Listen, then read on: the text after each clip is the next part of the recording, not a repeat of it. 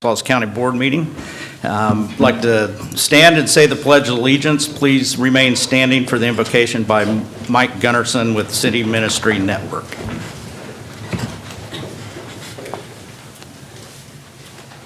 I pledge allegiance to the flag of the United States of America and to the republic for which it stands, one nation, under God, indivisible, with liberty and justice for all.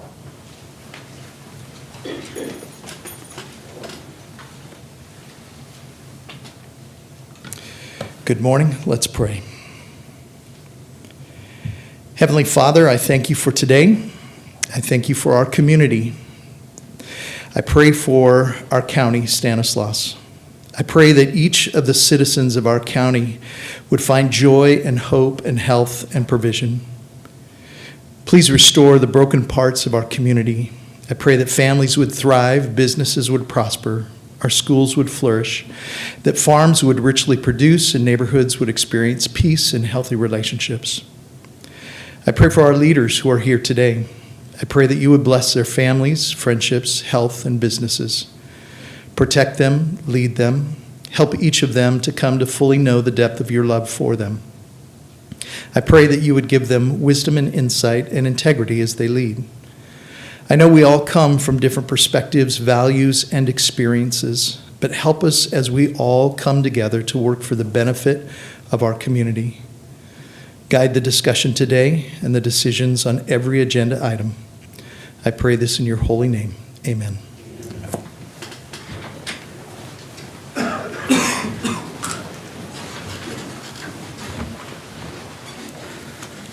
Okay, we have two presentations today. First up is Tony Vartan, recognizing Patricia Romero for 25 years of service. And then next will be Tara Chumley, recognizing Edward Arviso for also 25 years. Good morning, Chairman Condit, members of the board, CEO Hayes, and County Council Bose. Tony Vartan, Behavioral Health Services, and I'm pleased to recognize Ms. Patricia Romero for her 25 years of service today. Patricia is a seasoned employee with administrative experience in the inpatient and outpatient setting.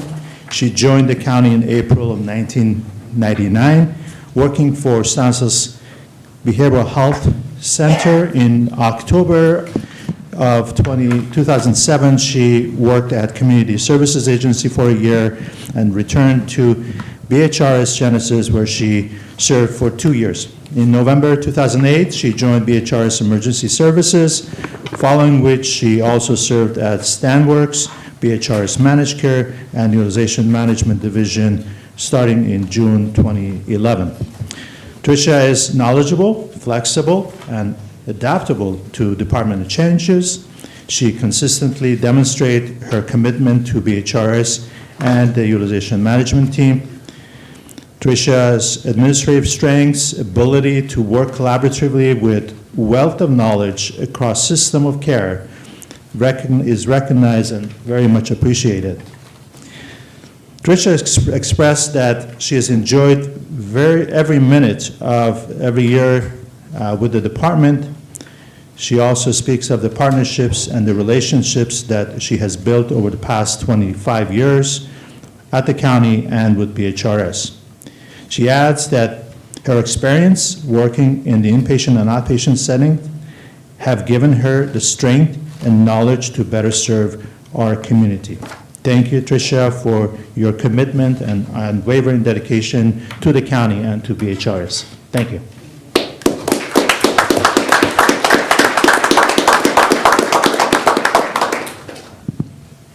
Patricia, on behalf of the entire Stanislaus County Board of Supervisors, we want to say thank you for your time and dedication to the people of Stanislaus County.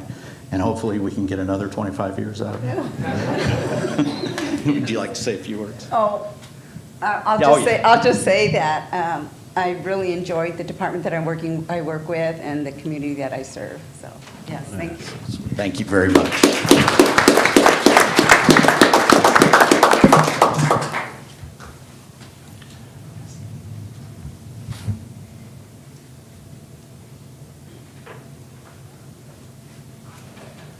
you. Thank you. Thank you very much.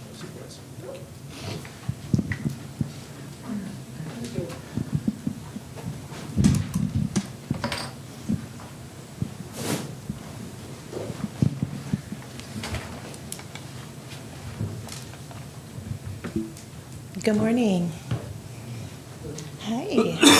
So today we celebrate Eddie Arviso for his 25 years of service to the community of Stanislaus County. Eddie started his county career as a part-time park aide with Parks and Recreation in 1998.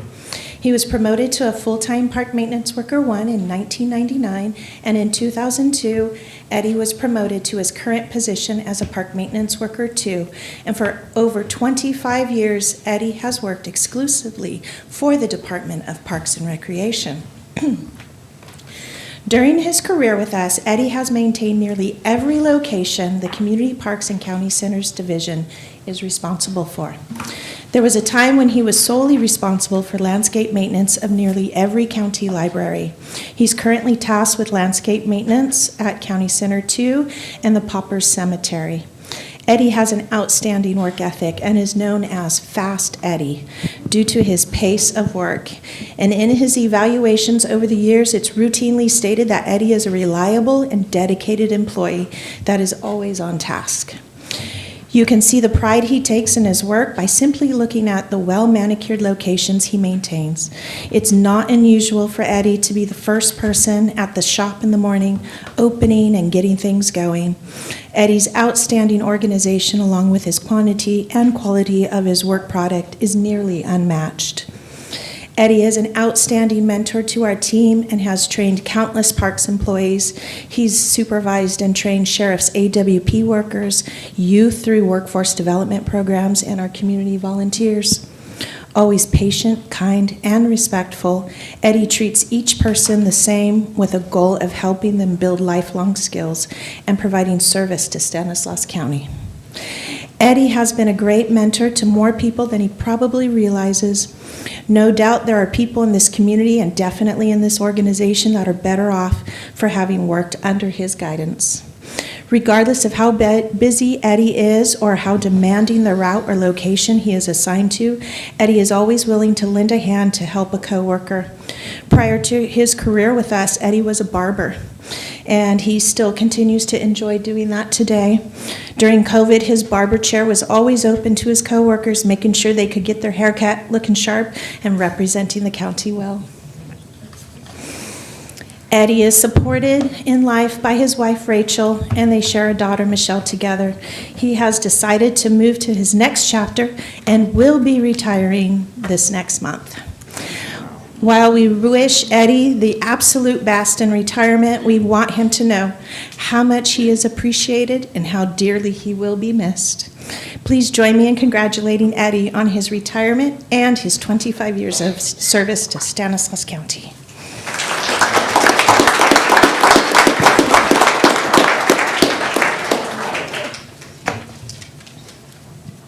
Hello. Nice job, Edward. Fast Eddie. I have to say, that's the first time I've ever heard somebody from the government be given the nickname of Fast Eddie. So congratulations, it must be very true.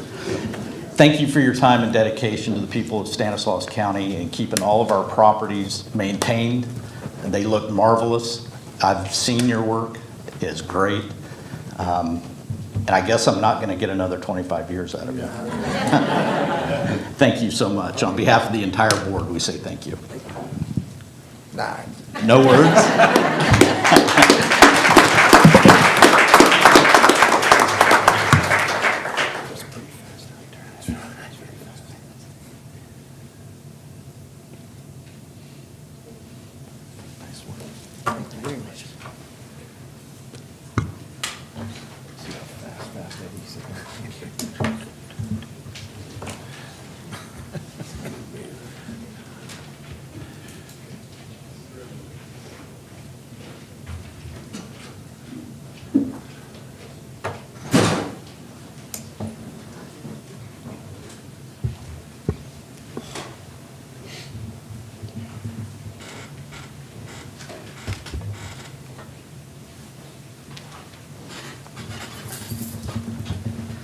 All right, next is public comment. Public comment is a time for those in attendance to speak on items not already on today's agenda. Please state your name for the record, direct all comments towards the dais, and it is fair for everybody to speak key comments under or at the 5-minute limit. First up, I have Stephen Morrow.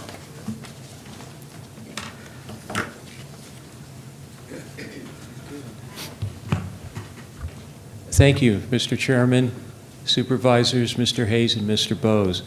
I just want to speak briefly on what has come out in the Modesto Bee in the last week concerning the funding that's being questioned and threatened for South Modesto, an area that definitely needs it. If this is just a squabble between elected officials, that's really nothing new, because Thomas Jefferson, George Washington, and Alexander Hamilton disagreed on how things could be done. But they got things worked out. The more important things to consider is if Senator Maria Alvarado Gil, who is my state senator, wants to pull this funding back because of a squabble, the big question then is she for the people of Stanislaus County or against the people of Stanislaus County? And those of us who have to vote in 2 years will have to consider that. So hopefully this can all be worked out. Thank you very much. Thank you for your comments. Next up, Miguel Donoso.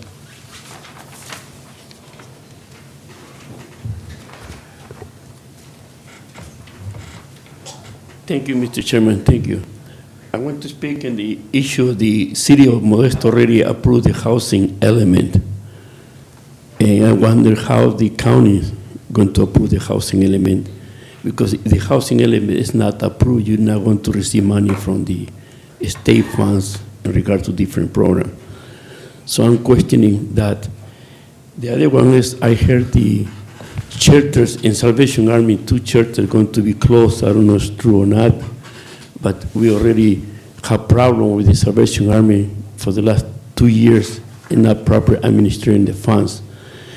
And these 2 shelters going to be closed, that means ACE Center going to be closed. So the question is how Mr. Hayes is going to play the game of move one fund for another funds. That's his problem. So the issue is, for how long we're going to give money to the Salvation Army? Every 6 months? Every 8 months? So that's the question that I have for the board, and I hope that Mr. Hayes and the county council do something about it. Thank you. Thank you for your comments. Next up, Milt Treweiler. Treweiler. Sorry about that, Milt.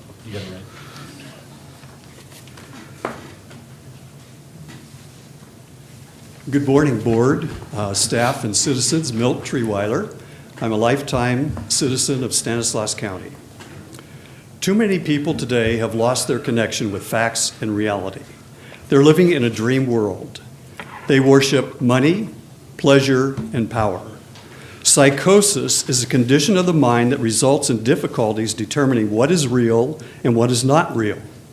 Climate change and the harm caused by plastics in our environment are 2 good examples of how people are not following facts and reality.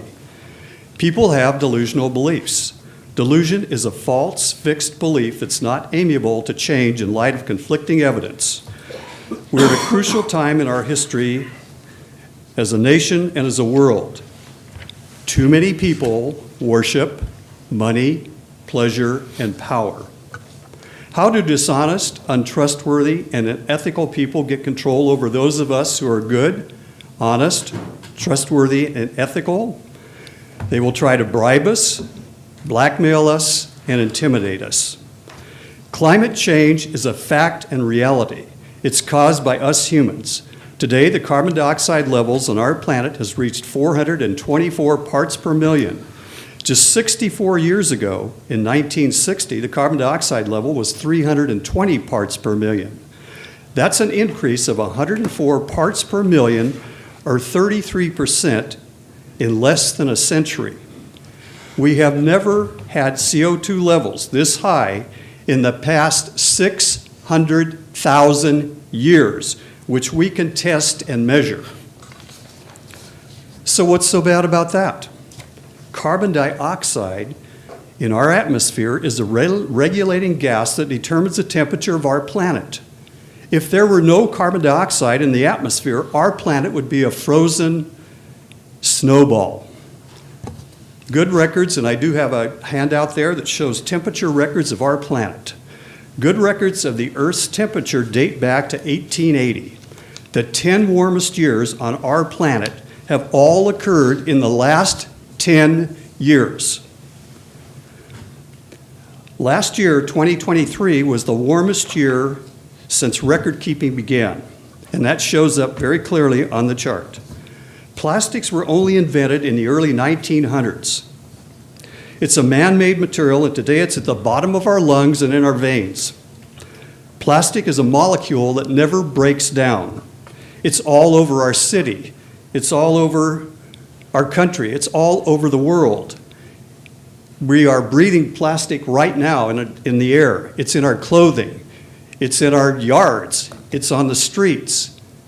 It's everywhere. It's in the oceans. We have to realize and accept this because it is a reality. The best farmland in the world is right here in Stanislaus County. The soils around our cities are young and fertile soils. The climate in Stanislaus County is ideal for growing food. MID and TID water districts are the only areas in California with enough water to grow farm crops on for hundreds of years. We have the soils, the water, the climate, which will make the area desirable for agricultural production. No other area in the nation or world can duplicate these exceptional conditions and grow over 240 crops. Japan has to import 69% of its agricultural products. They don't have 1 acre of farmland as good as the farmland we have around our cities in Stanislaus County. Don't let a few people's selfish desires fool you. There's plenty of farmland in Stanislaus, or there's plenty of land in Stanislaus County to build houses on that's not suitable for farming. The land west of Interstate 5 is right next to the freeway, so people can travel to the Bay Area with ease. We must plan for our children and our descendants who have not yet been born. This is the responsibility we all have as adults today. It will be Stanislaus County's responsibility to feed our nation very soon.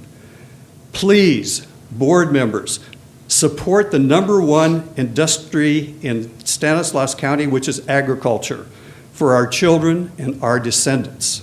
Thank you. Thank you, Milt. Next up, Rebecca Harrington.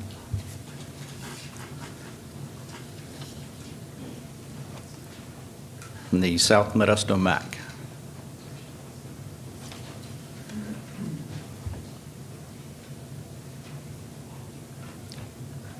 First of all, I want to commend our previous speaker. I totally, wholly support what he says. It's the truth.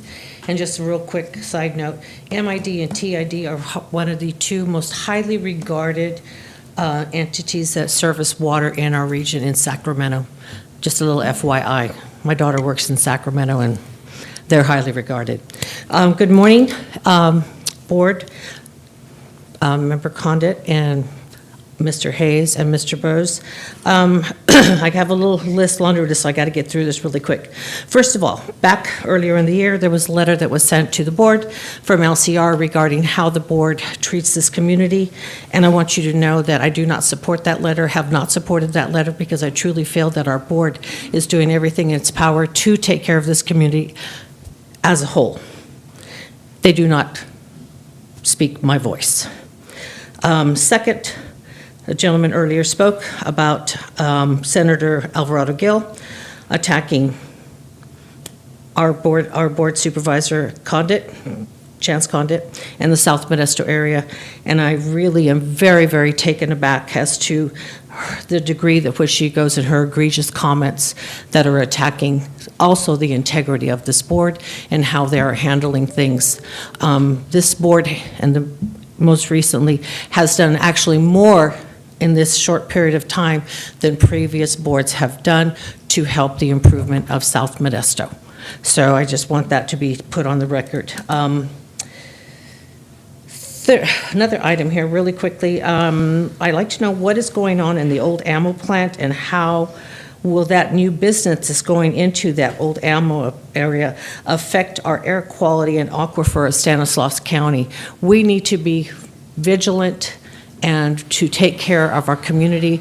We have some of the worst air quality in Stanislaus County, in the 95351 and its surrounding areas. So we really need to look at that. Next item is that I want to let you all know that regardless of the fact that I'm going to be out of commission, I'm going to be having back surgery and not going to be able to do things. I won't be able to come here, but I'm still going to be vigilant and watch what's going on. And I want to make sure that we understand that I will be doing a lot of things. I am going to continue on with my Day of the Dead event, and I really hope to get everybody's support.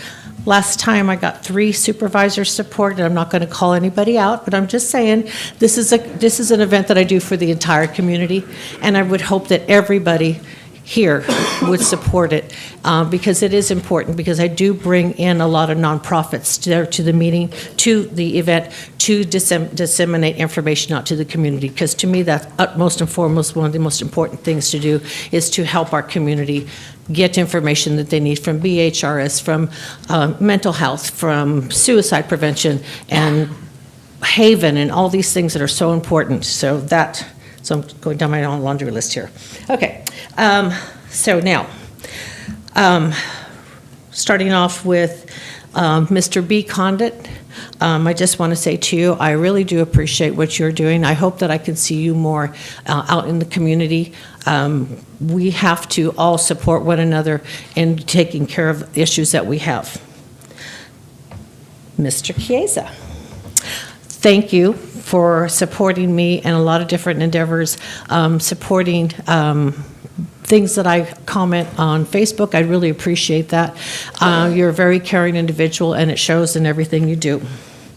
Mr. Withrow, goes without saying, you provided most recently a proclamation. And this is going to be hard for Ms. Norma Anaya Barone, who recently passed. And her family truly appreciated the kind words and comments that you made.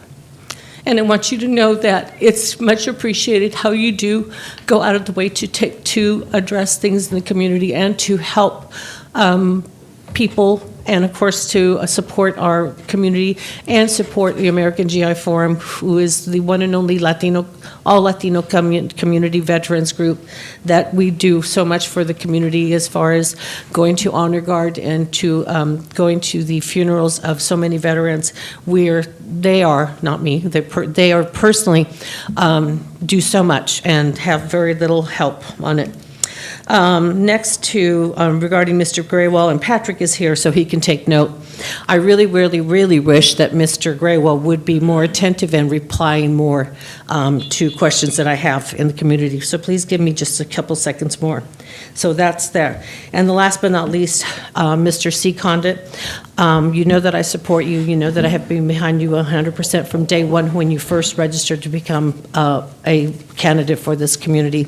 I am very, very taken aback at the egregious comments that have been made regarding you and your integrity, and I think it's absolutely atrocious that this senator is going on attack to you, but going on attack to our community in Stanislaus County. And for that, I am truly sorry, but you will have support from your community and from me. Thank you, gentlemen. I appreciate you. Have a good rest of your day. Thank you, Rebecca. We look forward to you jumping around after the back surgery.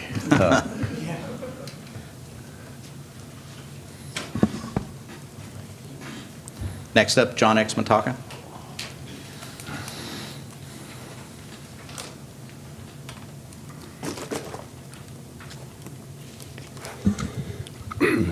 Good morning, Board. My name is John X. Mataka, and I'm the president of the Grayson Neighborhood Council.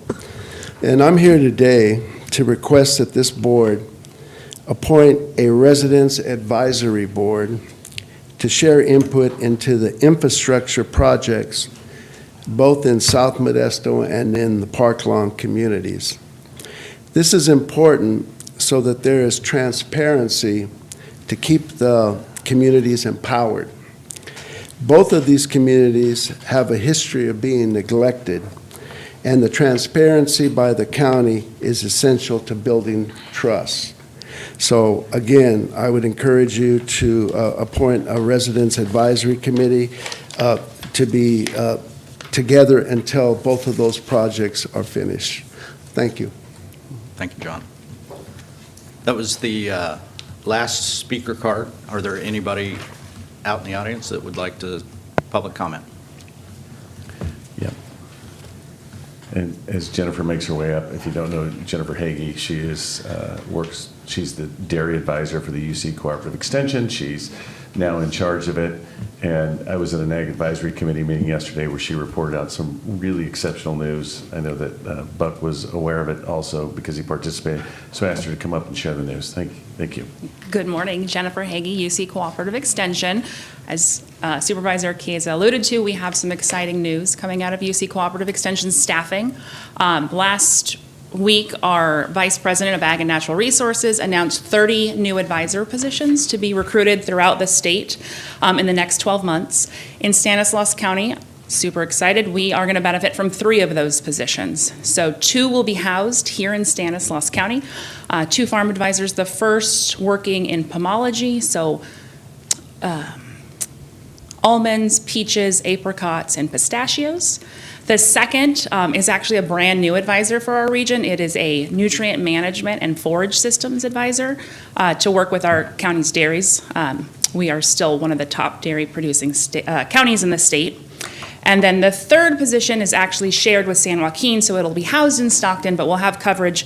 They'll be doing a research and extension program like the rest of us in Stanislaus County, and that is a second pomology position looking at walnuts and cherries. So exciting news. We're looking forward to onboarding all these folks and working with our farmers and ranchers as we've done for the last 100 years. So thank you. And this is competitive, so the state organization determines need, and then you make your case. I think that Stanislaus County obviously showed well, and I wanted to thank Supervisor Buck Condit for participating in that last week. And so if you don't know what a UC Cooperative Extension Advisor is, and it's great that we have nutrient management because we have an item on today where we received some comments about potential water pollution of dairy facilities. And these are experts in their field that have been trained through the UC Cooperative Extension. And so when you're a farmer and you're standing in between a chemical company, a fertilizer salesman, it could be a whole host of things when you talk about water management. There are people that are trying to sell me things continually, and so I hear things and they sound good to me, but there has to be a trusted person in between that actually tests any type of product, and the UC Cooperative Extension is that trusted partner between both people in the environmental community, people in the fertilizer salesman. I always try and differentiate, and the end user, which is the farmer. And generally when they speak, whether it's pruning techniques, I can just think of hundreds of things that they do. It is a scientific view of the world.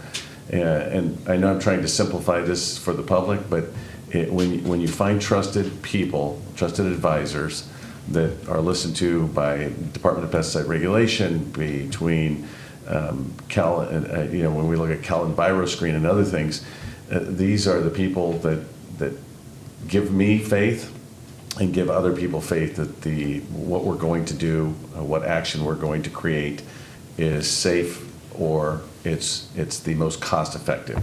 So again, you're on the dairy side. I know that's where you've been trained. You'll hear an item if you're still here today where people have different views of how we're doing things. And so we have to take that all into account. But I appreciate everything the UC Cooperative Extension does for our community. And I consider them the most valuable asset we have as far as receiving fair information. Thank you. I appreciate that. Thank you, Jennifer. Thank you, Vito. Any other public comments?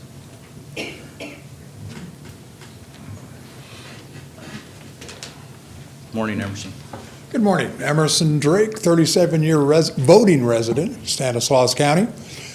Mr. Chairman, members of the board, ladies and gentlemen. You know, I come here with kind of a small problem, but in a way it represents a larger one, and that's accountability. About a week and a half ago, I was sitting at home reading a newspaper, and it came across a little article about AB 1185. So I thought, which, for anybody that's not aware, it's a state law that allows counties to put forth an oversight committee for the sheriffs. Sheriffs don't have a lot of oversight, but this is a state law that says you can have it. So I thought, well, I don't know. I haven't been following this closely the last year and a half due to a lot of reasons. So I'll call up the CEO's office of Stanislaus County and find out if we have one of these. I thought I very well could have missed it. Well, talk about a runaround. Took about a week and a half for them to finally get back. First, they offered me a variety of options for me to make a phone call. I said, can't you just ask somebody there if they have it? They were going to send me to the planning committee or planning department. I don't know why the planning department would know whether we had one of these. They even said, call the sheriff's department. I said, well, you know, it's an oversight for the sheriff. Oh, call the sheriff's department. I did. I still haven't got a response from the sheriff's department. Finally, a day or two ago, there was a young lady, very helpful, from the CEO's office. And she called up and asked me, because I left my contact information. It was a simple yes or no question to begin with. But you know, the more you can't get an answer, the more you get curious about why you can't get an answer. And when the first thing she gets, did you call the sheriff's department? I said yes. Well, I left a voicemail, I left a message, no response. I repeated, I don't know why I should be calling them. I thought the CEO would know whether we had an oversight committee. CEO's office didn't care. It took, 7, 8, 10 minutes of this last conversation. I said, ma'am, can you just tell me whether we have one of these committees or not? She finally said, no, we don't. First of all, I don't understand why such a simple question was required the runaround, because I've seen something start to go together with the county and the city, and I hate to say that because you guys have always been the gold standard. But when it comes to the Modesto city manager, and unfortunately the county CEO, you can't get any answers from them. All they seem to be in the position for is to fast-track special interests. We saw how Stancog here practically ambushed you. Almost overnight it was on the agenda. Well, not quite, but you know what I'm saying. You didn't get a straight answer out of them despite several questions. I'm beginning to think you got to swear people in, because we all know if you're going to tell the truth, you're happy to put your hand on the good book. And if you're concerned about that, well, then maybe we don't need to have this conversation. I remember when they asked the lobbyists up in Sacramento, will you swear yourselves in? They said, hell no. Excuse my French. We'll go with heck no, but they said what I said. I was just quoting. So I have a concern. First of all, we need this committee. I'd still like to know whether all those high-def plate reading cameras that we installed in front of the dispensaries have ever been inquired upon except for stolen plates like you promised during the meeting. I was here that day. The funniest things you remember, right? Just out of curiosity, because he's been in charge of his own budget. Or you've created the sheriff of Nottingham, unfortunately, and I feel sorry for him. He's got to go out and gather up his own money for his own budget. That's just not right. But when we have such a difficulty getting a simple answer from a CEO's office, you should be wondering why. I was wondering why. I can't explain it. They had my contact information. I'm not even going to go into why the sheriff's office didn't call back. Didn't really expect them to. That's not his job, no offense to anybody. I thought the answer should come from the CEO's office. A simple yes or thumbs up, thumbs down. I'm easy to get along with. But then you start getting curious. And then you get curiouser. I don't want to do a third, but you get my point. And I don't understand. I mean, special interest groups, if my name was Gallo, God only knows what hoops you would jump through. They can stand here, hold it up, Mr. Bird, come along, here's the hoop, and watch you go one at a time through the hoop. But the CEO would be first. So, when your employees, not the ones we had earlier, because they're obviously very good, don't do what you expect them to do, I'm hoping you would expect them to respond. I mean, do we have a committee, talk to the CEO's office, and no response? Again, the young lady that finally answered my question, I thank very much. I thank you, gentlemen, for your time. And I think we need an oversight committee, if not for the sheriff, for the CEO. You have a nice day. Thank you, Emerson. Any other comments for public comment? Seeing none, I'll close public comment and move to the consent calendar. Before the board takes action on the consent calendar, does anyone in the audience wish to provide public comment on any matter on the consent calendar? Seeing none, any Board of Supervisors want to pull? I'll take a motion. Motion to approve all consent calendar items. Second. I got a motion and a second. All in favor, say aye. Aye. Unanimous.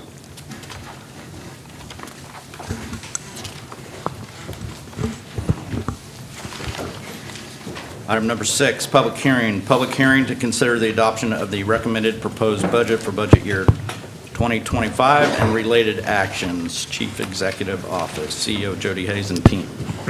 All right. Good morning, everybody, and thank you very much. As our team is preparing, I'm going to make a few remarks as they're bringing today's presentation up on the screen. So always happy to introduce our proposed budget each year. The report and recommendations before you today are made with the attention of, obviously, our Board of Supervisors' priorities and the totality of review, evaluation, and analysis of budget staff, not just in our office, but throughout all county departments and county leadership. This proposed budget comes along at a time when the organization is clearly and cautiously watching the evolution of the state budget, which changes every day, and the reports that we're getting. Policy direction to our departments in preparing this budget factored this economic caution and recognized the slow revenue growth projections locally would be constraining our ability to maintain even our existing service levels. That's the premise upon which this budget is built.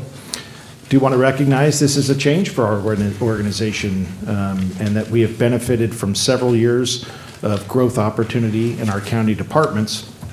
And as stewards of this organization, we now must navigate the way forward with a willingness to adjust as necessary and to maintain the fiscal strength that the current and prior Board of Supervisors have worked tirelessly to build and sustain on behalf of the community.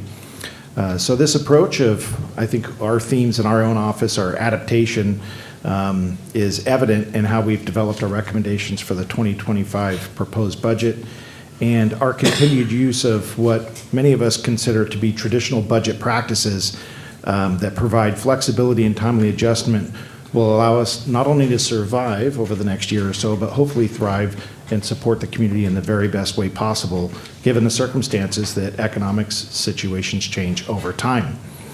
I want to recognize that the budget, as mentioned, does not just have the review of departments and staff throughout the county, but has a lot of their tireless effort and analysis included in it. So although they are not all going to be here today presenting, I do want to recognize everyone that's worked to put this budget together. At our staff table today, you have Jewel Ward, Deputy Executive Officer. She's assisted by Joshua Woolworth, our Senior Management Consultant in the Chief Executive Office. And then also participating, I think Patrice Dietrich, our Chief Operations Officer, is going to kick us off, as well as Angelica Ramos, another Deputy Executive Officer in our office, and Monica Corriera, HR Director for the county. Traditionally, we try to include some department heads when we can, and this round, we're going to ask Mary Ann Lilly, our Health Services Agency Director, and we even got David Lehman, our Public Works Director. He even got dressed up for this today, so we're excited to see Dave, although he left the room. Maybe he got a little intimidated, and somebody need to go track down Dave. So with that, handing it over to Patrice. Thank you. Thank you. Good morning, Vice Chair Condit, members of the board, County Council Bose, and CEO Jody Hayes. I'm Patrice Dietrich, Assistant Executive Officer, and as Jody mentioned, the recommended proposed budget has been prepared today for presentation to your board and to the public with the participation of all of our county departments and the CEO budget team. The budget is prepared in accordance with Stanislaus County Code Section 2.08.050C1, which I actually read with some regularity. It requires the County Chief Executive Office to supervise and direct the preparation of the annual county budget. And it states that in the performance of this duty, the Chief Executive Office shall review and evaluate all department requests and all items in the recommended budget, including expenditures, revenues, and reserves. The CEO himself shall submit the recommended budget to the board, here we are today, together with a written report and recommendations which shall be based on your board's policy direction, as well as revenue projections, budget targets, and proposed goals, objectives, work programs, and projects developed by the various departments as they evaluate their mission and also their future performance objectives and plans. So on the screen before you, you can see we have a question. What exactly is the proposed budget? What is its purpose? This budget establishes the preliminary spending plan for budget year 2025, pending the adopted budget, the final budget, which will be brought back to you for consideration in September. So it is our beginning budget. We call it our base budget, and that is exactly what this proposed budget and its recommendations intend to do, establish a base budget. What that means for the general fund departments is that we have established funding for existing service levels. So all of the appropriations and funding that let us keep the lights on, keep our current operations going, our current programs, these appropriations do include cost of doing business increases, which have been determined through a very detailed zero-based budget process. Just want to elaborate on that a minute. It means we literally sit down, departments complete detailed projections, account by account, within the Chief Executive Office. We're evaluating that against 5-year trends, account by account, in expenses and revenues. Anything that looks to be out of standard percentage ranges is discussed and worked on through agreement and partnership. We come up with what does it cost to run the programs today.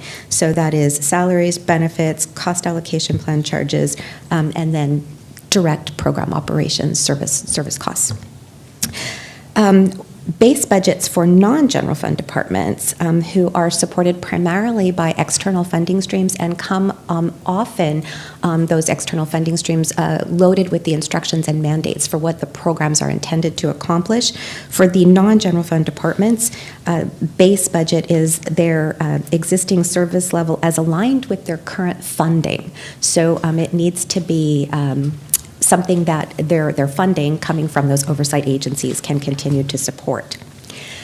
Recommended adjustments to base include funding this morning for replacement vehicles and equipment. So these are replacements, not new, in the general fund departments, along with some limited policy recommendations, and we'll talk about those a little later in the presentation.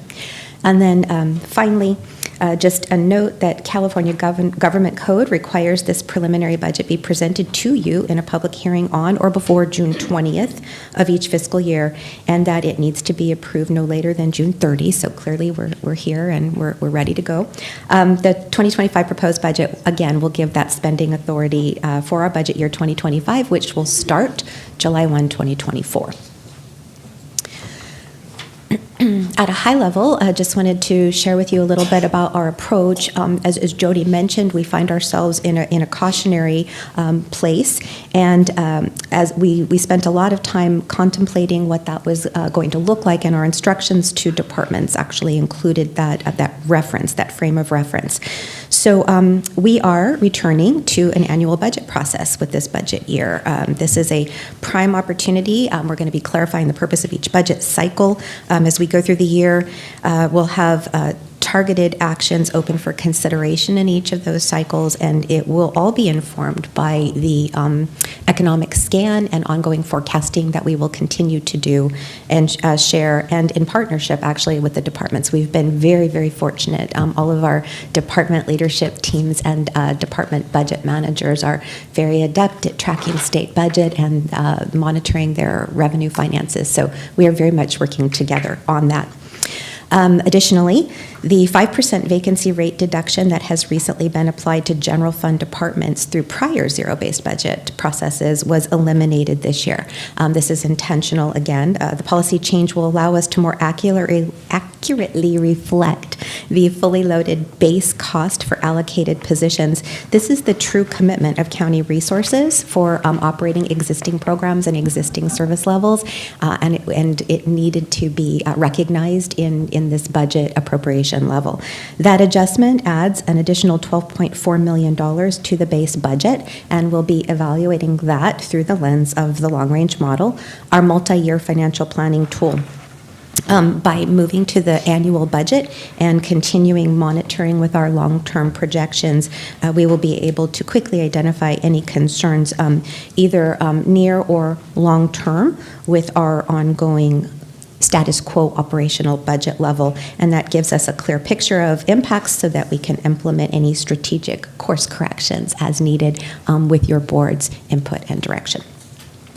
And then finally, one of the other policy changes we implemented was the consideration of the third and final year of the 3-year board's investment we called Building Community Services Investment Allocation Program, or BCSI, as we call it frequently in county land.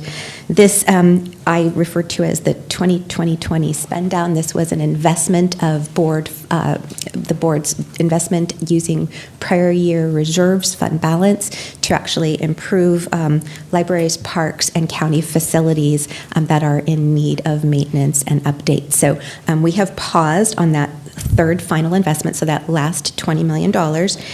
We still see great need. Please know we see great need for this investment in our county facilities. And with caution, we want to consider that investment when we come back to you at adopted budget and provide you with updated revenue projections when the state budget situation is known, and we just have more information to provide for your decision making. So the result of all of these changes is a solid fiscal plan that supports all of our allocated positions, updated costs, and policy-directed adjustments. Want to note one last thing. Not a policy change, but an intensified focus. Have been working closely with departments as we approach year end, right? Accounting year end. And I know Supervisor Withrow will appreciate this. Budget is a plan, but the accounting is what really happens, right? So accounting year end is how we show our budget operations, how we show that we've operationalized the plan that your board has approved. And so how we perform from an accountability perspective and recognizing our revenues and our expenditures appropriately, closing out work that was not completed by June 30 is very important. So departments have already turned their attention to year-end close. They're working on that. Our intent is that any savings that might result will flow to general fund balance, so that when we come back to you at adopted budget with that state budget info hopefully completely known, we will also have a really good handle on what our general fund balance looks like and what funds might be available for your continued investment in one-time programs and services at that point if it's fund balance. So budget monitoring will also be a big focus in the current year, and you'll see intense looks and deep dives in the quarterlies. So with that, I'm going to turn it over to the team, and we will talk about the 2025 proposed budget in front of you today. And I believe Angelica is going to come up.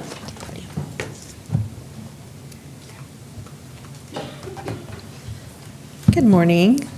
I get to take us through the numbers, which I find fascinating, and I hope you do too. So here on your screen, we are providing a comparison to the 2024 adopted budget, which helps to provide context for our 2025 recommended proposed base budget, and that is shown kind of in the middle of the screen there, as well as right over to the right of that, you see what we are supporting beyond that as adjustments to that base budget. But focusing on the base budget, this base budget supports existing programs, as mentioned earlier, and we used the term keep the lights on. This required a $1.7 billion increase over the prior year's adopted budget in order to, again, support that keep the lights on existing service levels for the departments. This equates to $8.1 million, and I'm sorry, that $1.8 million is the increase over the prior year's $1.725 billion budget. The 2025 proposed budget includes $80 million in adjustments beyond that base, funded by $51.6 million in department revenue. So departments were able to bring some of their own revenue to fund their requests, as well as $5 million in the use of department fund balance and retained earnings. And again, this is funding the departments are able to bring to fund those requests. But it leaves $23.4 million in general fund support needed. Information on these requests can be seen in the posted proposed budget report in the individual department sections. To note, approximately $10.3 million in department requests were not recommended in the proposed budget due to funding constraints and policy direction. And these may be resubmitted by the departments for consideration at adopted budget after our fiscal year-end close. A list of these requests is available for review, can be found in attachment 5 of the agenda item. The resulting recommended 2025 proposed budget totals $1.8 billion, an $88.1 million increase over the prior year. Again, the proposed budget is funded by $1.4 billion in department revenue and the use of $84.8 million in department fund balance and retained earnings, leaving $367.7 million needed in general fund support. So now we're going to go and take a look at how that general fund support is financed and how the budget's ultimately balanced. So this $367.7 million in general fund support, which we also refer to as the net county cost, is funded with $307.7 million in discretionary revenue, along with the use of $53.7 million in general fund assigned fund balance and $6.4 million in general fund unassigned fund balance. Fund balance represents reserves accumulated over prior years and available for use in future budgets, and we commonly pair them to fund one-time expenditures. Discretionary revenue represents funds that are available for programs at the discretion of the Board of Supervisors, and the majority of which are used to support public safety, government-related services, and to meet mandated match requirements that leverage revenue for federal and state-supported programs. So a little bit more about discretionary revenue. We always like to bring you this view. A 10-year view of discretionary revenue includes 8 years of posted actual revenue, and then the 2 bars to the right are our projections for the current year, which we brought in mid-year budget, and what we've included in our proposed budget for funding. Let's see. Actual annual revenue received through fiscal year 2023, from 2016 through 2023, averaged about 7.7% growth year over year. The recommended 2025 proposed budget, which is your lighter blue bar on the far right, includes discretionary revenue estimated, again, at $307.6 million, which is an increase of 1.4% over the current year 2024 estimate and a decrease of 5.9% from what we posted for 2023 actuals. So to provide some context for that, decrease. The decrease year over year is largely attributed to some required non-cash entries that affected the view in our discretionary revenue made in fiscal year 2022 and in fiscal year 2023 for fair market value adjustments. And this artificially reduced fiscal year 2022's discretionary revenue by approximately $25 million. That entry was ultimately largely reversed the following year in fiscal year 2023. And so it kind of makes those bars look artificially lower one year and kind of artificially higher the next. Fair market value adjustment entries are a required entry by Government Accounting Standards Board Statement Number 31. but at this point have evened out year over year. So we've included the 2 orange bars to indicate where receipts would have ended without these fair market value adjustments in fiscal years 22 and 23, helping to better portray the slowed revenue growth experienced recently and anticipated to continue into budget year 2025. So you can see that orange bar, fiscal year 2022, discretionary revenue benefited greatly during the, and oddly, in an odd way, during the COVID pandemic and some of the sales, benefit of sales tax for the increased online sales that were occurring during that time period. And so we've kind of reached this new high, but as you can see from fiscal year 2022 onward, we're seeing more of a leveling out and a flattening out in our discretionary revenue. Discretionary revenue is a critical revenue variable which is used to project resources for the future in the county's long-range model, which we like to keep updated and helps us to make policy decisions and recommendations to your board through the lens of. So here we've got, this chart portrays what we see occurring in various scenarios of general fund, to the general fund as we run through various scenarios in our long-range model. Annual budget analysis is always completed with attention to the multi-year long-range model, which provides guidance for financial decisions and sustainability of critical services to the community. The preliminary long-range model for budget year 2025 has been updated through budget year 2029. The long-range model reflects average annual revenue growth forecast at 3.2% over the next 5 years, while base general fund costs are projected to grow at a steady 3% annually through budget year 2029. So these are the variables included in that long-range model. As mentioned earlier, one of the things that this board looked to do a few years ago was a 3-year building community service investment strategy, which was anticipated to need $20 million of general fund spending from the general fund balance over a 3-year period. Fiscal year 2025 would be the third year. However, we have not included that third year $20 million in the preliminary long-range model, as mentioned earlier, pending consideration of the 2025 adopted budget and the state of our fiscal year-end close. At this rate of budget spending, if all costs materialize, general fund reserves will be required to balance the budget along with other one-time funding solutions and balancing strategies to mitigate projected annual budget deficits, which over the time period displayed average approximately $49.8 million a year. The diagram is intended to display the impact to the county general fund should various scenarios in spending materialize. So starting with the red line at the bottom of the chart, this shows the impact to general fund balance if we had 100% utilization of department budgets each fiscal year based on the assumptions mentioned before.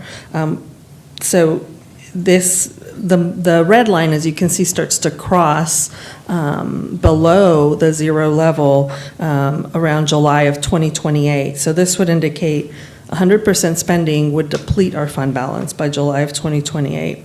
Similarly, scenarios depicting a 95% spending impact, that is your blue line, which ends at $101 million at the end of the period. A 91% spending scenario is your black line, and 91% is the closest to the result we achieved in fiscal year 2023.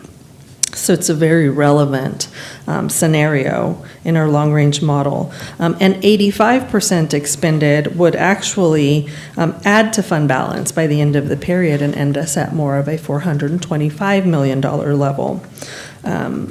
So the dashed line, kind of in purple there in the middle, indicates the spending level that would be required to maintain the existing fund balance of approximately $253 million at the end of the period. But what's important to note here is that the ongoing evaluation of the long-range model against actual experience would prompt changes in operations long before fund balance in the general fund would be depleted. This is another reason why this tool is so meaningful in the identification of the county's fiscal strength and as an integral tool in the development of budget policy and direction. It provides us for that early detection and early intervention to maintain our finances in the most healthy place. So at this time, I'm going to hand the presentation over to Jewel War, who will take us to the next slides. Thank you, Angelica. So moving on, this chart here depicts our budgeted appropriations. Budgeted appropriations represent our spending level based on anticipated costs for the year. This chart provides an annual comparison of budgeted appropriations over multiple years, showing the total budgeted appropriation along the top line there, with the portion budgeted for general fund in green. Since the 2019 adopted budget, total budgeted appropriations have shown an average annual increase of 5%, while the general fund has experienced an average annual growth of 4.3%. Outside a one-year decline in overall appropriations attributable to post-COVID budget adjustments in fiscal year 2022, the budget has steadily increased. The recommended 2025 proposed budget is displayed on screen by board priority, noting the budget and percentage of the overall total devoted to each priority area. Departments supporting a healthy community account for the largest portion of the county budget, representing 40.8% of the proposed budget. Those departments delivering efficient public services make up 22.5% of the budget, of which 71% represents various administrative budgets that support the entire organization. Departments supporting a strong and safe community represent 20.7% of the budget, followed by those enhancing community infrastructure, which make up 12.8% of overall budgeted appropriations. Departments developing a high-performing economy and promoting lifelong learning make up the remainder of the county budget at 2% and 1.2%, respectively. So beyond those standard increases that are included in the 2025 proposed budget or base budget, including salary and benefit costs, those cost allocation plan costs, and normal cost of doing business increases, there are a few notable adjustments being recommended in the 2025 proposed budget. The largest increases are linked to one-time and ongoing county operations costs. Again, county operations represent various administrative budgets that support the overall organization and not one single department. Most notable are adjustments in support of the Crows Landing Industrial Business Park. Numerous infrastructure improvements are set to begin in budget year 2025, totaling $31 million. These improvements include construction of a potable water system, on-site grading, drainage, and utilities, road widening, wastewater facilities, and landscaping. Costs are being funded by $12 million in American Rescue Plan Act, or ARPA, revenue, $15.8 million reserved for this purpose in the general fund assignment, and $3.5 million in federal grant funding. As addressed annually in the proposed and adopted budget processes, the 2025 proposed budget includes appropriations for vehicle and equipment purchases and replacements. This standard process helps ensure departments can effectively serve the community in their respective areas of expertise. Additionally, departments supporting a strong and safe community, supporting a healthy community, and enhancing community infrastructure are adjusting staffing levels and internal structures to ensure efficient and effective operations aligned with available funding streams. These changes make up the notable adjustments to base budget recommended today. This diagram shows how the $88.1 million increase over the 2024 adopted budget is dispersed in the 2025 proposed budget by board priority area. The largest portion of the county budget, as we've mentioned, are those departments supporting a healthy community, which are noting a 6.6% increase over the prior year, largely due to base increases to accommodate additional funded staffing added in fiscal year 2024 and caseload growth, along with new staffing adjustments for budget year 2025. Departments delivering efficient public services are recognizing the largest increase at proposed budget with a 15.5% increase, predominantly attributable to those Crow's Landing Industrial Business Park projects we just discussed. Without these one-time costs, this priority would actually be experiencing a $3.8 million or 1.1% decrease. Those departments supporting a strong and safe community are increasing budgets in total by 3.5%, largely associated with those cost increases derived through the zero-based budget process. Enhancing community infrastructure represents one of two priority areas wherein the proposed budget shows a decrease from the prior year, down 9.5% due to one-time costs and projects accounted in fiscal year 2024. Departments developing a high-performing economy are identifying a modest 2.4% increase tied to standard cost of doing business increases, and those promoting lifelong learning are seeing a 6% decrease, largely due to the delay in consideration of building community services investment funding. Another critical element of the 2025 proposed budget is understanding where general fund dollars are allocated across the county organization. To aid in that understanding, this schedule shows how the general fund is budgeted by the largest recipient departments. So for every $10 budgeted in the general fund, $4.48 is allocated to the sheriff. $1.05 goes to county operations, again, that support the entire organization. 89 cents are portioned for probation. 79 cents go to the district attorney. 36 cents support the public defender. 36 cents provide match funds for community services agency. Those are helpful in drawing down additional federal and state funding. 29 cents support parks and recreation. 26 cents go to the chief executive office, and 24 cents go to the assessor. All other general fund recipients combine for another $1.26. This shows that 65% of general fund support goes to departments in the board's top priority of supporting a strong and safe community. Let's now take a few moments, as Jody mentioned earlier, to hear directly from a few of our department heads. It is my pleasure to welcome Mary Ann Lilly, Managing Director for Health Services Agency, to the podium.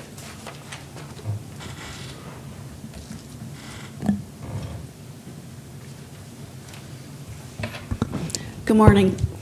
I appreciate the opportunity to come and give some highlights about the Health Services Agency. I think the last time I did this was 2021, so it's been a little bit during a budget presentation. So I wanted to start with our mission statement that you see up there. When our team took a look a few years ago and reassessed, we did that again just recently, reassessed our mission statement. We wanted a statement that, we thought about, well, what do we do? How do we do it? And who do we do it for? And wanted it to not be so long that we can't remember it, it loses its value. So we came up with, and aligned with the county, right? So we build community by promoting health and wellness. That's what we do. Through service and collaboration, that's how we do it. And for all people in Stanislaus County, so that's who we're serving. The Health Services Agency is organized in three divisions: administration, that you don't often hear a whole lot about, the Public Health Division, and our Clinical Services Division. Public Health, as you know, is really more population-focused, population-based, where the clinical services are more one-on-one, working with individual patients to help improve health. I want you and the public to know that the work that we do in whether public health or in the clinical services, and supported by the administrative division as well, we have two external bodies. There's standards that we have to perform to. The public health division has the National Public Health Accreditation. And in the primary care, our clinic system have federally qualified health center lookalike designation. And that there's a lot of requirements. There's site visits. We really are assessed by outsiders to make sure that we're performing well. As a department, we're undergoing a good deal of transition, much of which you've been a part of and heard about. So I'll start on the clinic side.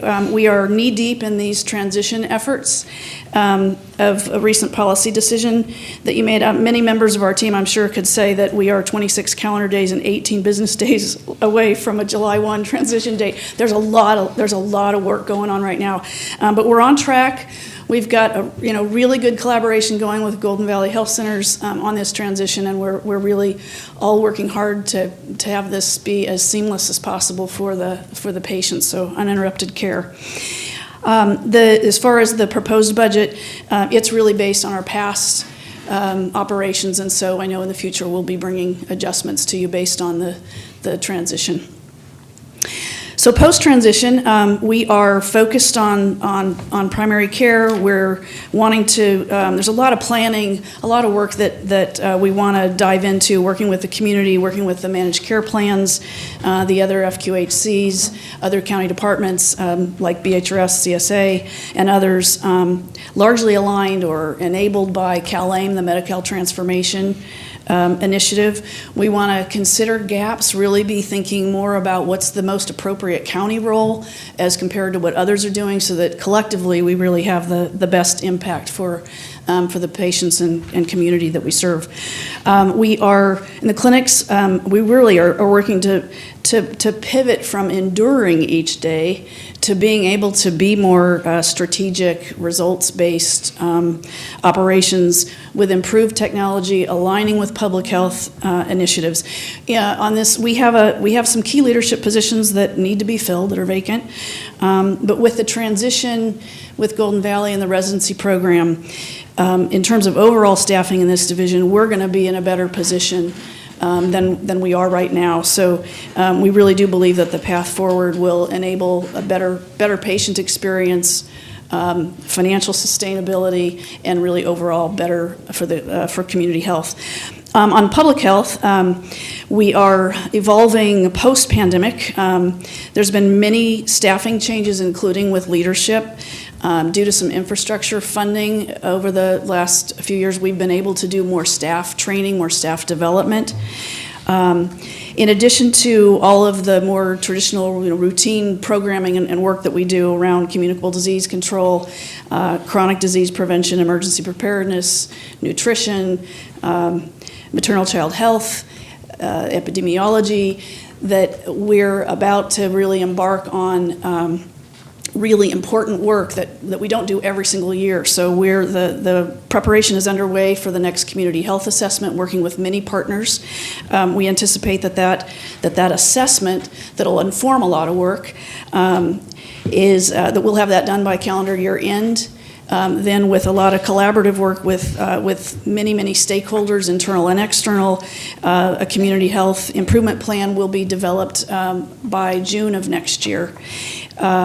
We're doing a lot of work around restructuring advisory framework, working on kind of an overarching health initiative. A lot has to do with CalAIM, a lot has to do with this community health assessment, informing the priorities and a community health improvement plan that collectively we can really get around and make a better difference for the community. There's going to be more on that. We're going to come back to you and present more on this larger health initiative for community health. We have a really strong team in place. We have some concern with the state budget, but remain cautiously optimistic, particularly given recent legislative hearings. We continue to be challenged by facility issues, and we hope to make some progress on that next year. Performance visioning. I just wanted to hit on this before I close on a couple of metrics. We monitor a lot of metrics, but with regard to healthy weight babies, there are many different factors and different strategies and interventions. But I just wanted to highlight one that by making a technology improvement on referrals, we've been able to double the first trimester enrollment into the Women, Infant, Children program. We'll be monitoring the data to see, okay, did that really make a difference? Because some of our metrics around low birth weight, preterm, could stand to be improved in our community. So I just wanted to highlight that. Regarding the diabetes, you notice that both of these are technology supported that we've implemented. I'm not a clinician, so someone else could explain this better, I'm sure, but for diabetics, diabetes is a large problem in our community, and larger prevalence than statewide. We've implemented an in-house intervention using telehealth that enables us to do a test that could detect a higher risk for blindness. It's something that typically you'd refer out, but given our shortage of physicians in the community, and when you've got a patient right there, we've got barriers. So if we can prevent blindness in one diabetic patient for this intervention, this is really really important work. But we're not completely there. This is promising, but we're looking at our data. We're looking at how well we're doing by teams, and we know there's room for improvement. The take-up rate isn't what it needs to be, so we have more work to do in this area. But I want you to know that we're really working on it, and we're watching our performance and our results so we can keep tweaking to make a better difference. Okay, so success is dependent on so many factors, right? But key to that is staff capacity and development, technology, and collaboration. And we're committed to those things. So as we look to the future, there is much work ahead still. I'm really proud to be part of HSA and be proud to be part of this team. A lot of dedicated, hardworking individuals. We couldn't do what we do. We wouldn't accomplish much if we didn't have the support of the CEO's office. Many county departments, we collaborate with many county departments. And without your support, we couldn't do what we're doing. So thank you. Thank you, Mary Ann.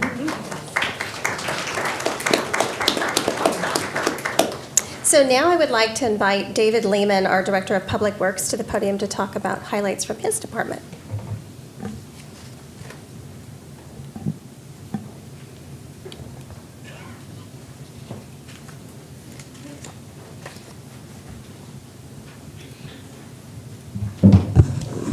Good morning, Chair, Board of Supervisors, CEO Hayes, Council Bose, Dave Lehman, Stanislaus County Public Works Director and Road Commissioner. Sorry, I stepped out for a moment when you gave me a shout out for actually wearing a jacket today, Jody, so sorry about that. Our mission statement is actually, it's funny, it's about 16 years old now. We got this together in 2008. We build community by managing and improving infrastructure through safe and efficient use of resources and assets for the benefit of our citizens. I think that's aged fairly well. We're still doing the same thing that we were doing back then. Public Works manages 1,510 centerline miles of roads, 224 bridges. We are the county's most used service, about 1 million trips a day on county roads. Nobody uses a county service more than driving county roads. We have about 100 projects in our shop right now, and everyone tells me that's way too many, which is true. We're trying to get some delivered. Golden State Golf Berkeley, been working on that signal project for about 15 years. We finally got our approval from Caltrans, so we'll be going forward with that. We do have $460 million worth of projects that will be constructed in the next 4 years. That includes 7 ARPA projects, North County Corridor, 7th Street Bridge, Hills Ferry Bridge will be under construction this winter, and then Crabtree, Timbell, and Kilburn Road bridges. Of interest here, this is a picture of Crow's Landing Road Bridge, and in 1997, this board, or a former board, approved Resolution 97-303, and this was a declaration that various bridges are critically needed. That was for 9th Street, McHenry, and Crow's Landing Road Bridge, so it only took us 27 years. We're finally completing this one. This one was started in 2001 by my friends James Gregg, last real bridge engineer in the county, and Skippy Frazier. And we finally finished them. Both of them passed away before the bridge was completed, but darn it, we did it. And so this is an important link in the county. We're going to hold a ribbon cutting ceremony. It's a 3-lane bridge. And it was funny at the field review meet quarter century ago or so with Caltrans. Caltrans was asking, why do you need a 3rd lane?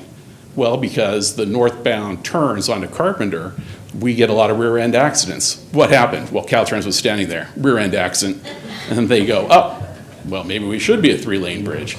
So before, with the old bridge, it was only 20 feet wide. Heard the farmers, when they had to get combines over the bridge, would stop traffic at both ends of the bridge to get a combine over because it just wasn't wide enough. So you'll be able to move ag equipment across this one. Should last 100, 150 years. I'm pretty proud of this one. We do need to raise the road to the west about 3 feet. We had it closed because the San Joaquin River, when it gets up to about the 20-year flood level, goes up and over the top of the west end of Crow's Landing Road there. Once we get that raised, it should be good. Up to a 70-year flood. The 70-year flood tops the levees on the east side, and then the San Joaquin River is about 3 miles wide there. And so, when the San Joaquin River is flooding anything above that level, and we haven't seen it in a really long time, whole county's cut in half. You have to go to Manteca to get to the west side. So, at any rate, that's what Public Works is up to. Thanks for your time. Appreciate the board and your support. Thank you, Dave.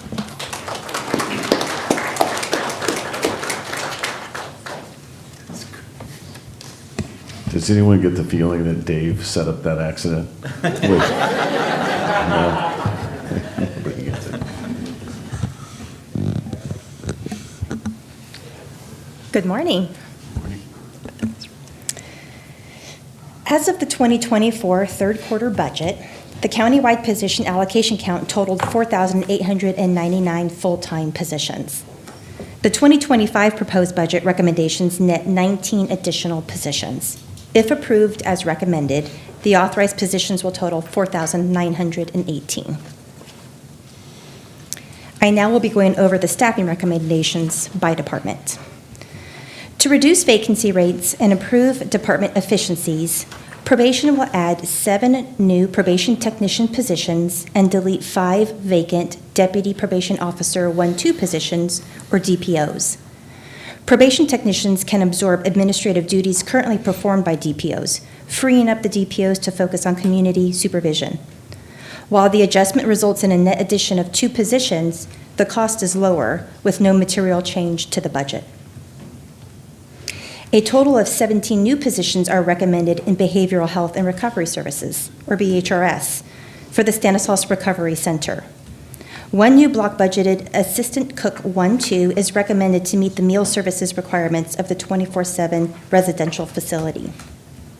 9 block budgeted Behavioral Health Specialist 1-2 positions and 7 block budgeted Clinical Service Technician 1-2 positions are recommended to support the increased infrastructure at the residential program to meet the Drug Medi-Cal Organized Delivery System standards and to ensure a safe working environment while providing 4 levels of residential care.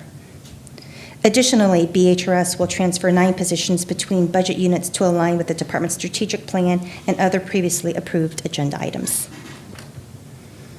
Child Support Services is deleting 5 unfunded vacant positions, including 2 Account Clerk 3 positions, 1 Accounting Technician, 1 Administrative Clerk 2, and 1 Supervising Legal Clerk 1-2 position due to flat funding from the state and the increased cost of doing business. Adjustments for the Health Services Agency include the addition of 1 Staff Services Coordinator for emergency preparedness to serve as the Climate and Health Program Coordinator, and also the deletion of 1 vacant Staff Services Coordinator related to COVID grant funding that is now expiring. Additionally, it is recommended to add 1 Staff Services Coordinator for Maternal, Child, and Adolescent Health, or MCAH, programs to serve as the MCAH and Perinatal Services Coordinator, and also to delete 1 vacant Public Health Nurse 3 position. Public Works has been tasked with delivering several high-profile infrastructure projects, as Dave has mentioned earlier. And to ensure timely project completion and successful delivery, it is recommended to add additional engineering and fiscal administrative positions. In the Roads and Bridge Division, it's recommended to add 2 block-budgeted engineering 1-2-3 positions to serve as resident engineers for various construction projects and oversee construction managers on the capital improvement projects. It is recommended to add 1 engineering surveying technician position to provide office engineering support, coordinating with design teams for construction engineering needs, and assist the resident engineers. In the Administration Division, 1 Manager 3 is recommended to handle the fiscal and reporting responsibilities for the projects and manage audit responsibilities related to the state funding. And lastly, 1 Accountant 3 to perform the advanced level accounting services. This chart depicts the number of full-time allocated positions, noted with the green line at the top, and the number of full-time employees, noted by the blue line, along with the vacancy rate identified by percentage back to July 1st, 2014. This visually displays the widening gap between the 2 lines and the increasing vacancy rate that has occurred over time. The county's employee recruitment and retention strategy was approved on August 16th, 2022, and included an immediate 5% base wage increase and implementation of the Employee Choice Bonus Plan to ensure the county's ability to recruit the best qualified candidates to fill vacant positions and to retain existing employees who hold valuable knowledge and experience that contribute to the success of the county organization.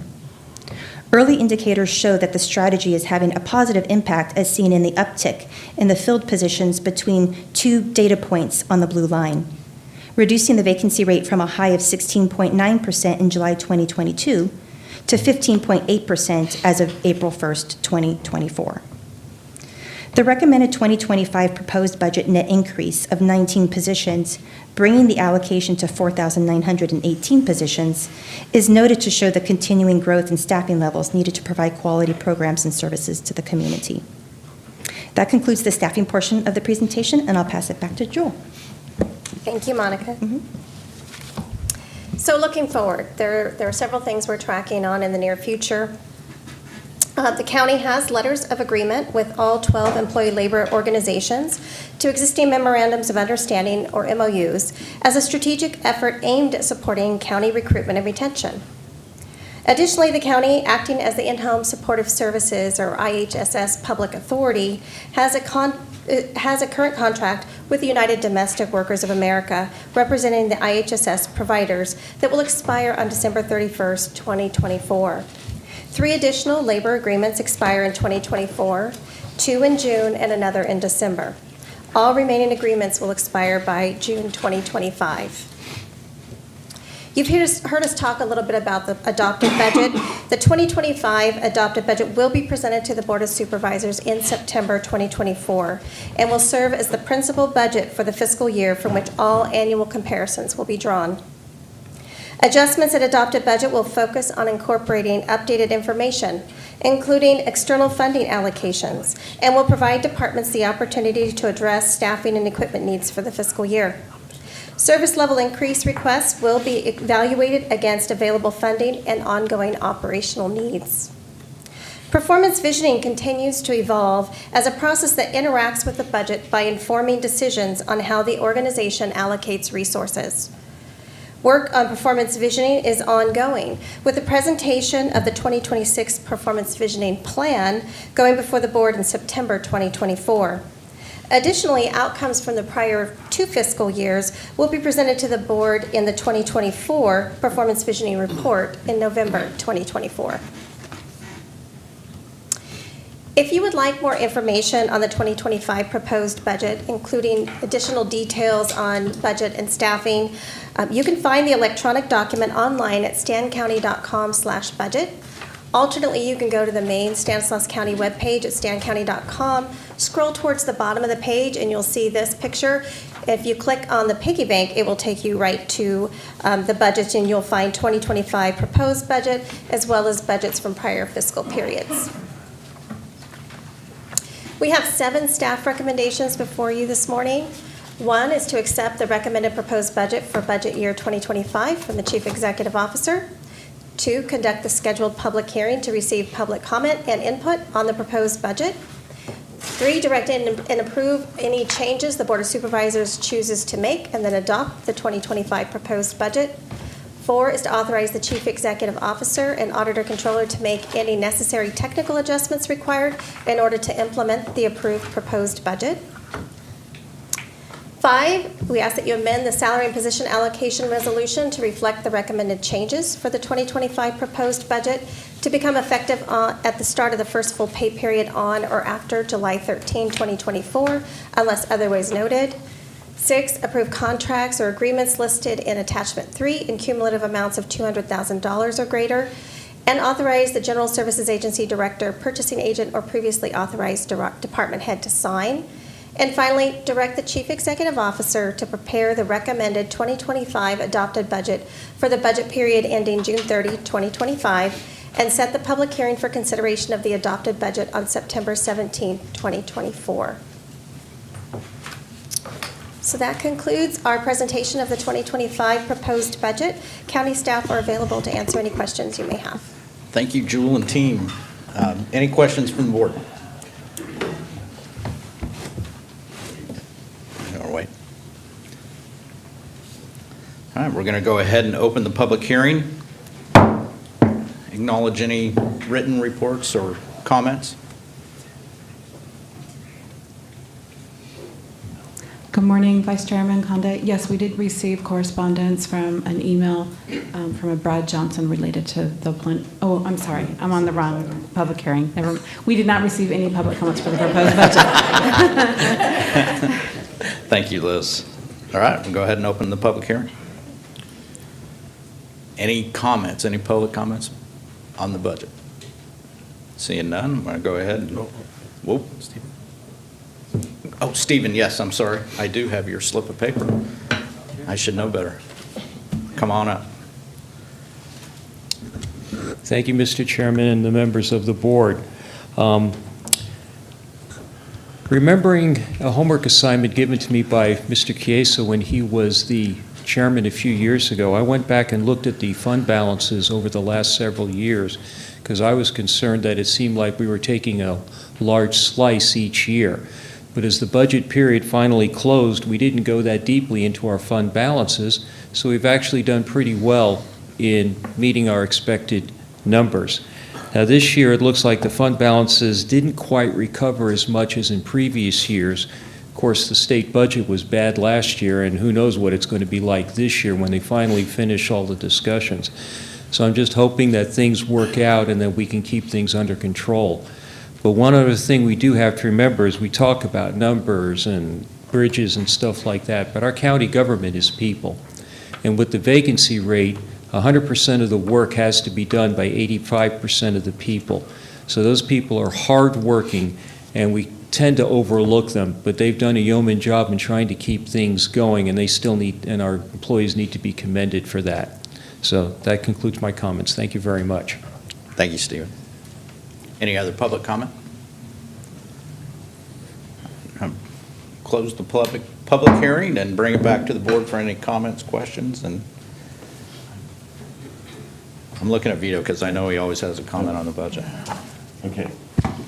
Thank you very much. I was just scribbling down some notes, and thank you for that reminder, Stephen. It's always good.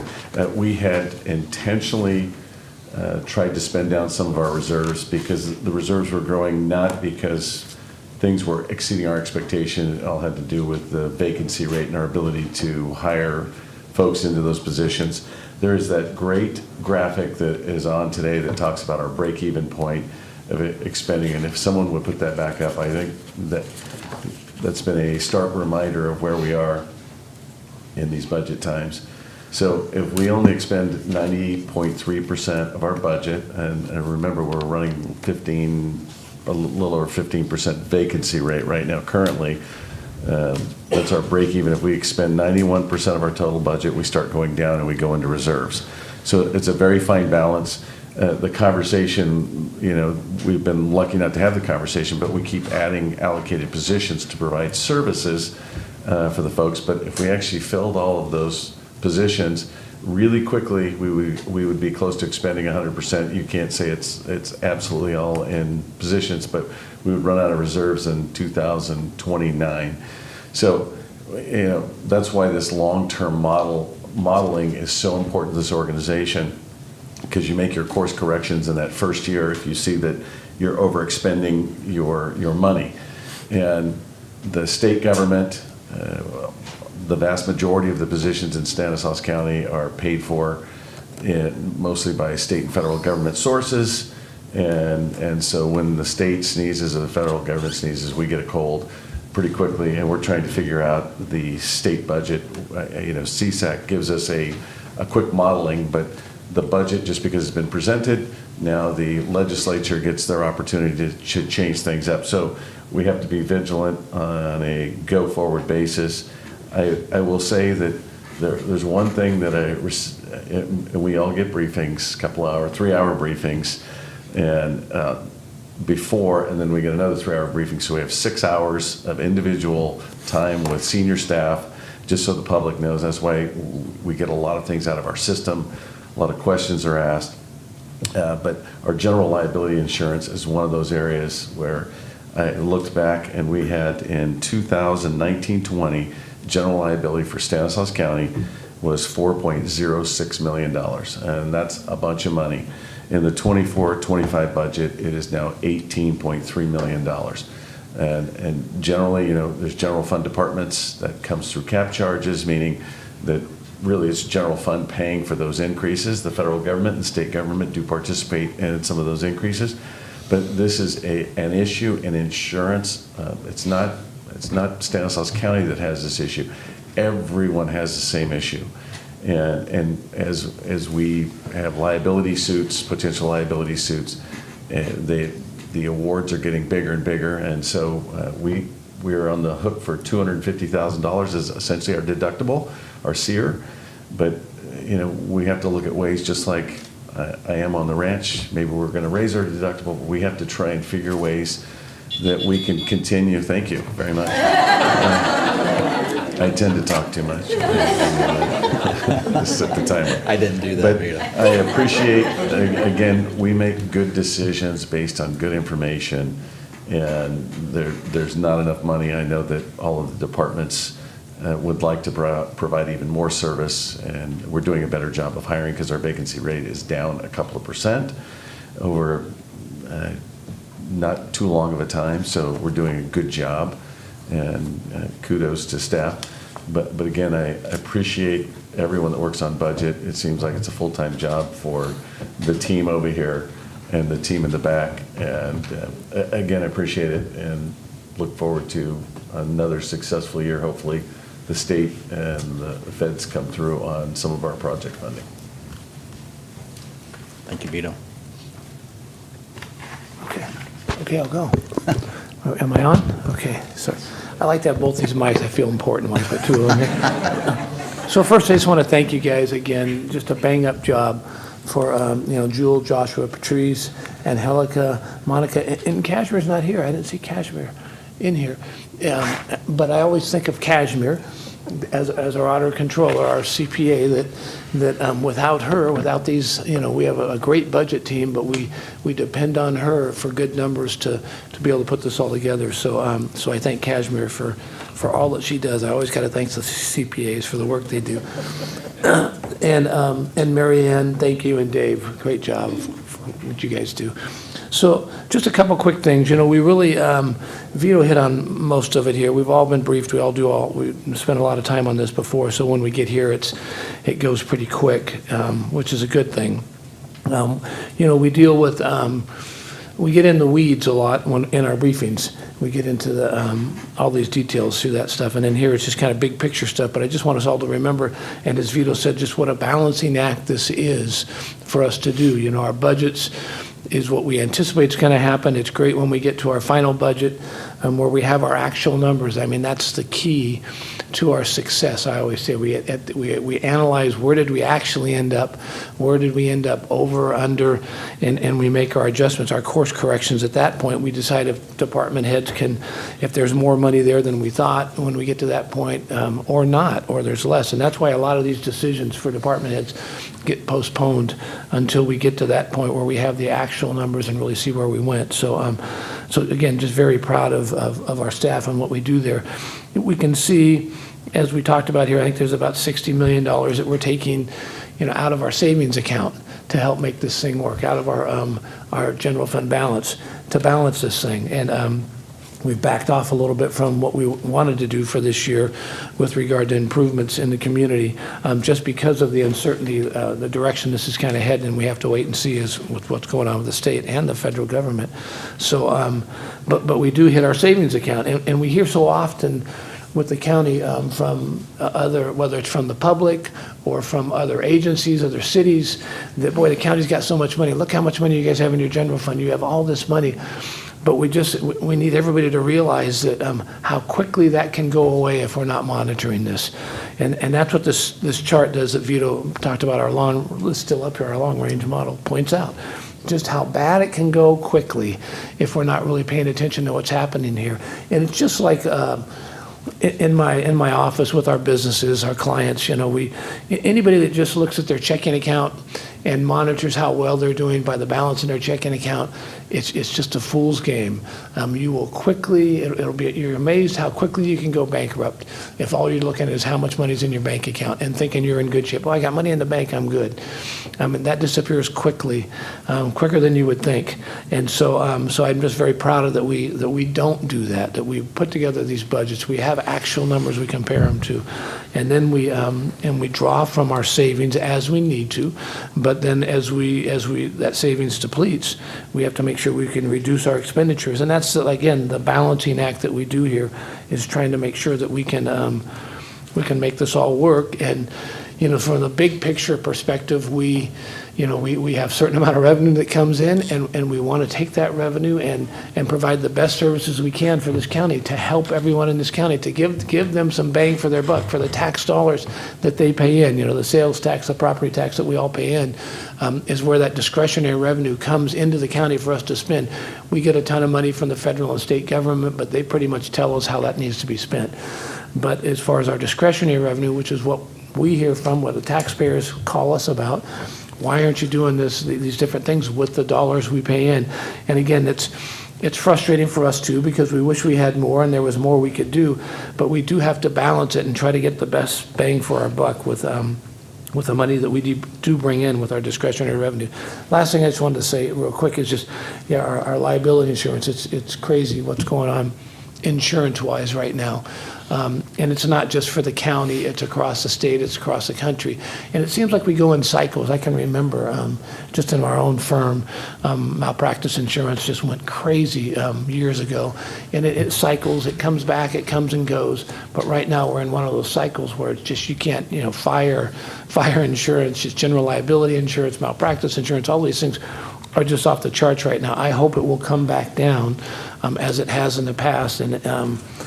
And we won't get into, we can let Jim tell some of his attorney jokes, Jim DiMartini, if he was still around here, but it has something to do with that. But hopefully we'll get to a point where it will cycle back down and we'll get back in line where it's more reasonable for us to handle, because it does take away, it's just such an, I say unneeded expense. It's necessary because without it, we would really go bankrupt if we didn't have it to cover some of these lawsuits and that we have to pay for. But it is just one of those administrative expenses that we really get nothing for, and it's hard to take, but it is affecting every department and the services we provide. So again, thank you guys for what you're doing. Great work. We have good numbers. Makes our job easy. Makes us look good up here. We've got a good plan here and very much support this budget. Thank you. Thank you, Terry. I'm not going to rehash what my colleagues have said. I'm just going to say thank you for all the good information that has been put together. You can only make good decisions when you have good information, and the budget team always brings that information to us. So I just want to say thank you. I'm sorry, just one last thing I forgot to say, but sorry. And it had to do with child support services.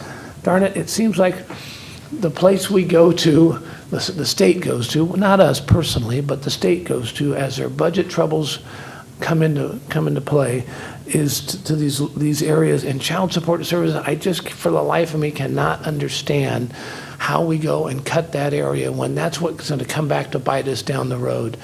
And I'm a broken record in this, but I know, Baljeet, all the hard work that you do in your department. And here we're having to cut 5 positions, and it's just very frustrating to see that happen. And I would encourage everybody to reach out to the state, because it's just it is an area that just will, again, where we need to spend the most of our money needs to go there, and it will then reduce the money we spend down the road by tenfold.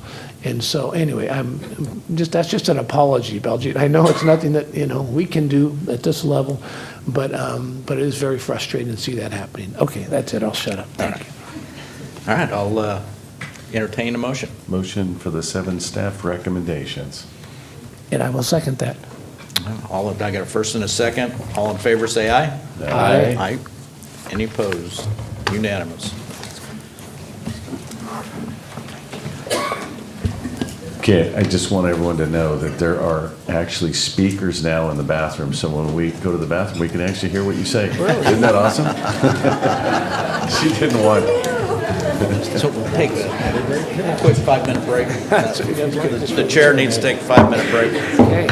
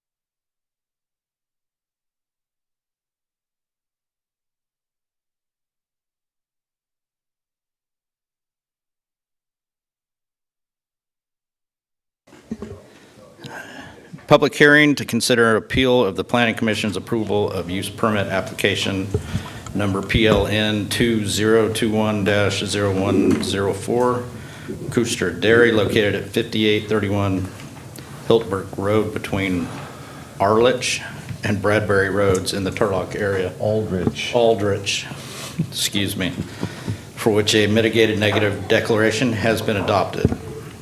Angela. Good morning, Supervisors. Angela Freitas, your County Planning Director, presenting this appeal item this morning is Emily Bass Knight, and I'm just going to turn it over to her. Good morning, Chair, members of the board, CEO Hayes and County Council Bowes. My name is Emily Deanda, Associate Planner, here to present the appeal of the Planning Commission's approval of use permit number PLN 2021-0104 Koister Dairy. The project was approved by the Planning Commission at the regularly scheduled meeting on May 2nd, 2024, to allow for the expansion of an existing dairy from 436 to 1,000 mature cows on a 19-acre parcel. The proposal includes the demolition of 3 existing shade barns totaling approximately 3,700 square feet and the construction of a 14,352 square foot freestyle barn for animal housing. This project also includes the installation of a mechanical manure separator. The project site is located at 5831 and 5837 Holberg Road between Ulrich and Bradbury Roads in the Turlock area. The project site has a general plan designation of agriculture and a zoning designation of general agriculture with a 40-acre minimum, or A240. The 19-acre project site is surrounded by scattered single-family dwellings, irrigated cropland in all directions, almond orchards to the east and southwest, and a dairy facility and the County of Merced directly to the south. The existing facility is currently improved with 85,000 square feet of freestyle barns and other accessory structures associated with the dairy, a dry manure storage area, a feed storage area, and 3 wastewater ponds. Additionally, 2 single-family residences have been developed on the property, which are utilized by the property owner and 1 employee who lives on site. The project is served by existing private wells and septic systems and has access to county-maintained Holberg Road. Here's a site plan for the facility. As mentioned, the project is a request to expand the dairy from 436 mature cows to 1,000. The request also includes demolition of 3 existing shade barns and the construction of 1 new freestyle barn. Milk truck trips are anticipated to decrease from 2 to 1 per day due to the increased efficiency of a milking parlor constructed recently, and feed truck trips are expected to increase from 1 to 3 per week. A total of 4 employees are anticipated under this request. 3 employees will live off-site and 1 will continue to live on-site. As outlined in the Planning Commission staff report, there were 2 issues identified under the review of this project. The first is a concern with the potential greenhouse gas emissions and sufficiency of the analysis of GHG emissions raised in response to the initial study prepared in accordance with the California Environmental Quality Act. The second concern is related to the permitting of dairy herd expansions under the Central Valley Regional Water Quality Control Board. As discussed in the issue section of the Planning Commission staff report, a comment letter was received from Advocates for the Environment on April 8th, 2024. The letter expressed a concern with potential greenhouse gas emissions resulting from the project and the sufficiency of the GHG analysis performed for the project under the initial study, which was prepared in accordance with the California Environmental Quality Act. In the comment letter, Advocates for the Environment expressed the position that the Mitigated Negative Declaration, or M&D, prepared for the project was not in conformance with SECRA requirements, as the information provided was insufficient, that the analysis was inadequate, and that the county should have concluded the project would contribute to significant GHG impacts. In response to the letter, Section 8 of the initial study, the greenhouse gas emissions analysis, has been amended to reflect clarifying information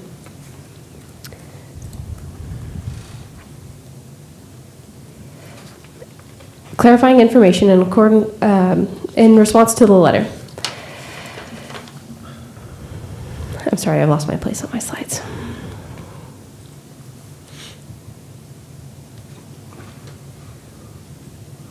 Okay, the initial study has been amended to reflect clarifying information related to the projects and GHG emissions in accordance with CEQA guidelines section 15073.5C, which allows amendments to a mitigated negative declaration if the new information merely clarifies, amplifies, or makes insignificant modifications to the MND. The amended initial study clarifies legislation and regulations related to GHGs and emission reductions on dairies and provides background information on the dairy industry and herd sizes within the county and state of California overall.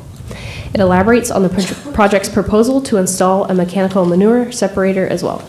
The amendments to the initial study were informational in nature, and therefore the initial study was not recirculated. The second concern identified under the review of this project relates to the permitting of dairy herd expansions under the Central Valley Regional Water Quality Control Board. Under CEQA, Regional Water has a statutory responsibility to protect water quality in California's Central Valley. When an expanding or new dairy requires new waste discharge requirements from Regional Water, and compliance is also required with CEQA, then the dairy is subject to obtaining a use permit from the county. The county's purpose of requiring use permits for new and expanding dairies is to provide dairy operators with an environmental document and determination under CEQA, which Regional Water can then use in issuing the waste discharge requirements for the new facility or expansion.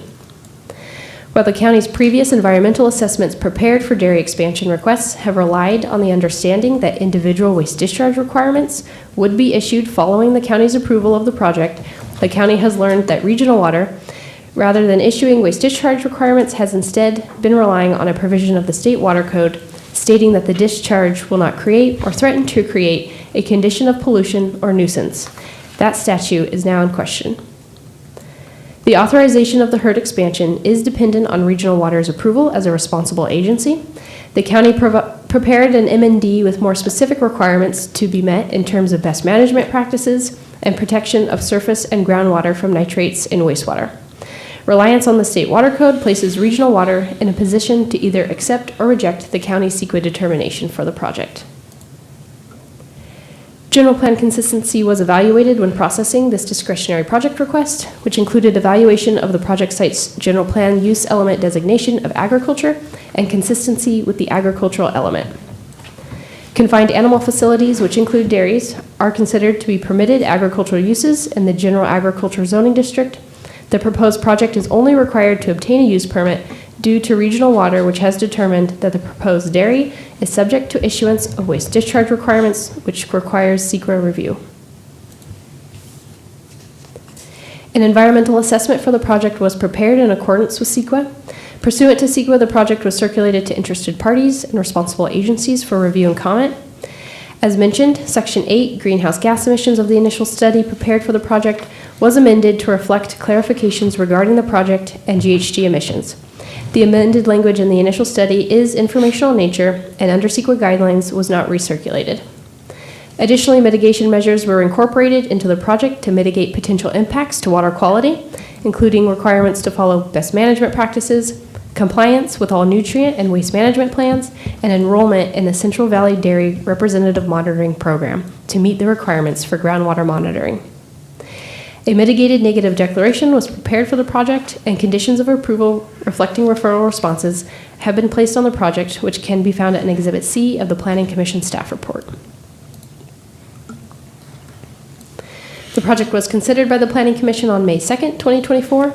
No one spoke in opposition to the project during the meeting. The applicant's representative, Manny Souza, spoke in favor of the project. Mr. Souza advocated for the subject dairy and dairy industry as a whole, as the industry continues to go through the process of expanding its remaining dairies. Mr. Souza provided information regarding the Regional Water review status on this matter, stating that a documented submittal of a complete report of waste discharge for the dairy was submitted to Regional Water in October of 2021. However, Regional Water has not provided a response. Mr. Souza expressed that Regional Water will not be issuing a waste discharge requirement for this project or any other expanding dairy project for the foreseeable future.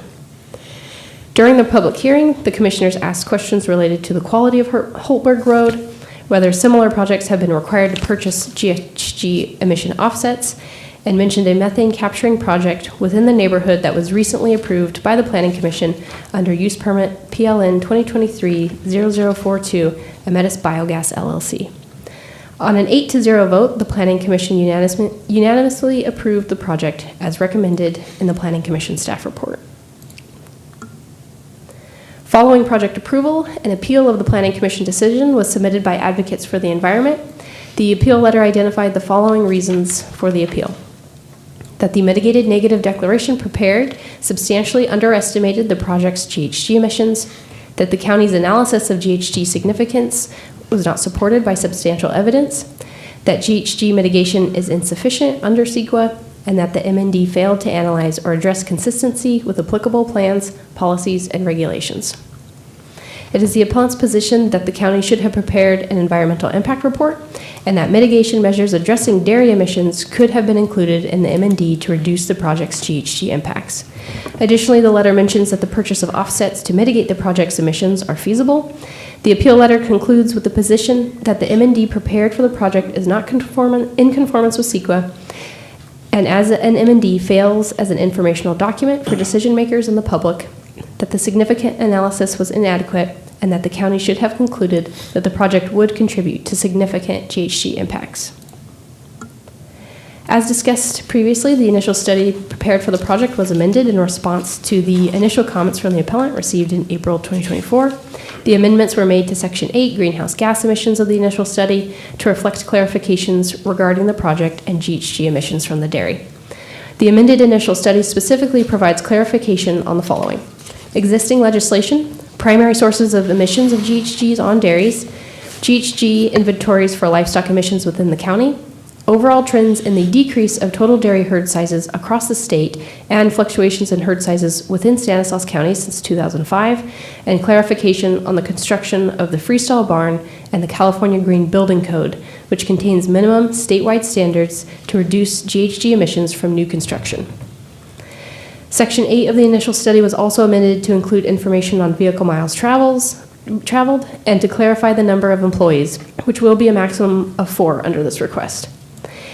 Information regarding the mechanical manure separator was also added to further clarify the project's built-in emission reductions that will result from the separator, which will be implemented utilizing funds awarded from the California Department of Food and Agriculture's Alternative Manure Management Program, which is consistent with existing legislation and plans for the reductions of GHGs from the agricultural industry in California. As previously mentioned, the amendments to the initial study were informational in nature, and the initial study was not recirculated. A comment letter was received from Brad Johnson, a resident of Salida, on June 3rd, 2024, in response to the public hearing notice for the appeal to the Board of Supervisors. Mr. Johnson voiced a concern on the increased number of confined cows for the area and their impact on groundwater quality, and concluded that the project should not be permitted. Additionally, while the dairy under the current request will not be connecting to the methane pipeline that leads to the Ametis biogas facility in Keys, Mr. Johnson commented on dairies that are connecting to the pipeline, as he expressed that those dairies are looking at making more money from the gas plant than from milk, and that they leave the neighborhood with no clean drinking water from the local wells.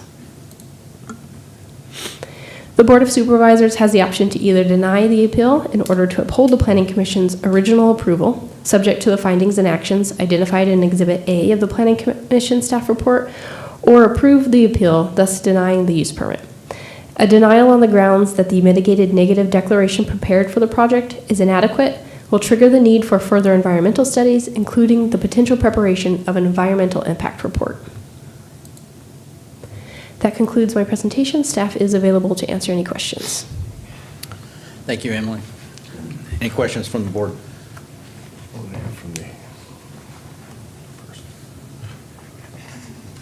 Okay, I'm going to open up this public hearing. Acknowledge any written reports. Mr. Vice Chair, we did receive a written report, as Emily noted, from Brad Johnson yesterday via email. We also received a video from Advocates for the Environment, a video from Advocates for the Environment. It appears that they do not want to appear here personally. That indicates to me several things. One of them is that they value their time over ours. Needless to say, I reviewed that video yesterday. I find it largely duplicative of both of their letters. However, since this is a quasi-judicial proceedings. My advice would be to go ahead and play that video so that you have the opportunity to see and hear what their comments are, but that is up to your discretion at this point. I'll see the video. All right, let's play it.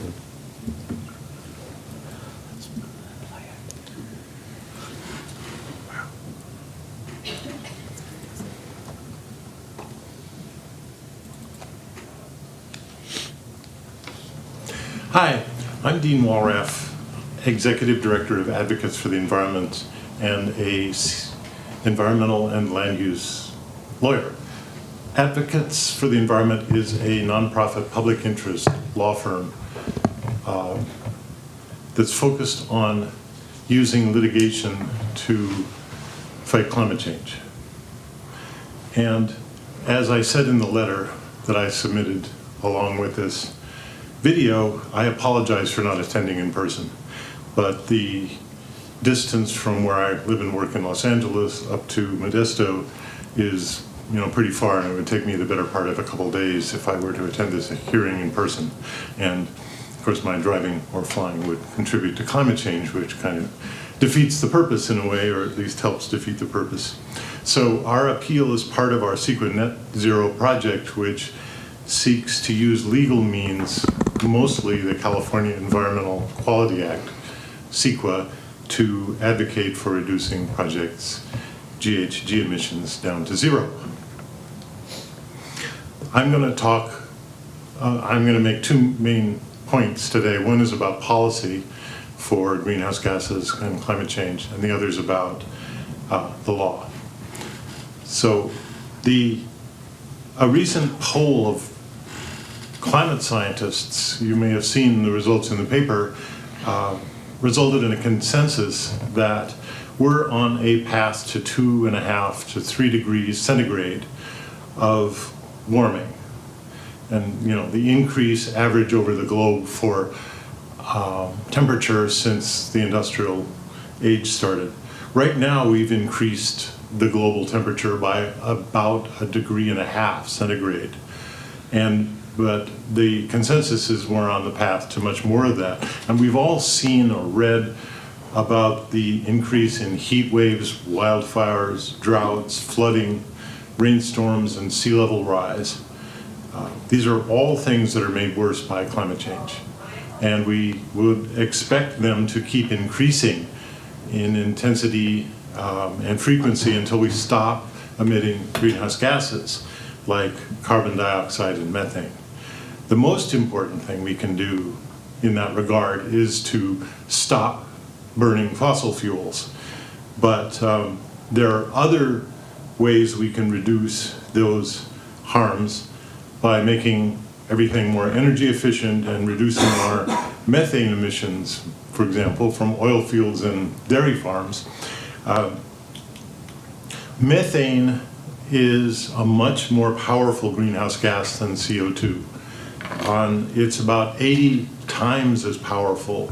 That is, a pound of methane in the air has 80 times as much global warming impact. It reflects that much more energy back into the climate system as compared to carbon dioxide. So it's really important. Local agencies like this county can do a lot to help fight climate change.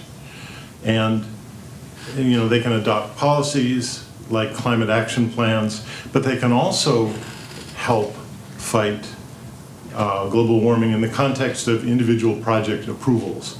And the CARB, California Air Resources Board 2022 scoping plan, which sets current policies for the state for greenhouse gas reduction, suggests that one of these ways would be requiring all development projects to be net zero.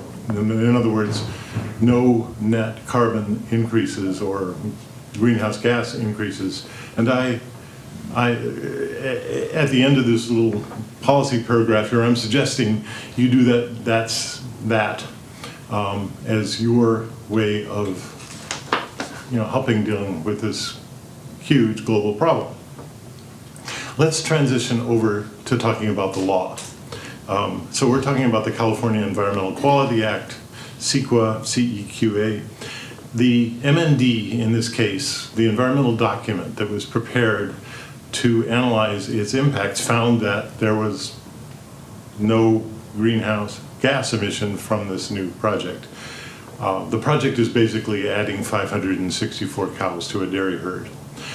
And the reason they didn't find any greenhouse gas impacts is they didn't look in the right place. They ran their same old Cal-EE modeling program, which deals with how much energy is used by the shed that the cows live in and stuff like that.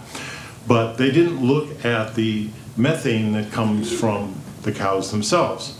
So the letter I submitted along with this video kind of redoes the calculation from our appeal letter. They're pretty similar, but I wanted to get better, more established sources for the numbers there.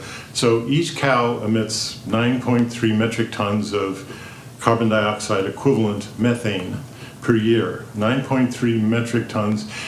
Yeah, that MTCO2e, metric tons of carbon dioxide equivalent, is the way that greenhouse gas, different gases are sort of factored into and combined with one another. So methane, gets a higher multiplier because it's a more intense greenhouse gas. So 9.3 metric tons per cow, and multiply that by 564, and you get 5,245 metric tons per year additional greenhouse gas emissions from this project. The social cost of carbon is an estimate, usually done by the government, of damage done to the world at large by the emission of greenhouse gases. So a reasonable midpoint of the estimates that are in the CARB, California Air Resources Board 2017 scoping plan, is about $50 per metric ton. That's how much, when you emit a unit of greenhouse gas, you're kind of hurting the world, mostly in the form of climate damages, mostly in the form of increased rainstorms and heat waves and things like that, and wildfires. So this figure is, this $50 per ton is a kind of a lowball estimate of the costs the project is posing on the world. The EPA figures, by the way, are much higher than this. They go up to maybe 10 times that. But you multiply it out at the $50 social cost of carbon level for this project, and over 30 years, you take that 5,245 metric tons per year times 30 years times $50, and you get $8 million is the damage this project will impose on the rest of the world. It's what the economists call a negative externality. It's something that is not factored into the price and therefore not included in the market. This is how much we should mark up the price of dairy, if you will. $8 million worth of costs imposed by this project on the world. So that's a reasonable lowball estimate. So getting back to the law, the 5,245 tons per year that this project will emit additionally, above and beyond what it's doing now, is significant under CEQA. That's an important legal concept. For instance, San Bernardino County uses a threshold of 3,000 metric tons per year as its significance threshold to decide whether some impact is significant. So under that threshold, for example, the emissions would be significant. So when there is a fair argument that the project may have a significant impact on the environment, as is the case here, CEQA requires the preparation of an environmental impact report instead of the mitigated negative declaration that was prepared for this project. So that is the violation of law we are alleging, and we therefore respectfully ask the Board of Supervisors to sustain our appeal, set aside the M&D and the project entitlements, and require the applicant to prepare an EIR if they want to go ahead with the project. Thank you for listening to me. Please read the materials we set up, and please make all your projects net zero. You have the legal authority to do that. Thank you very much.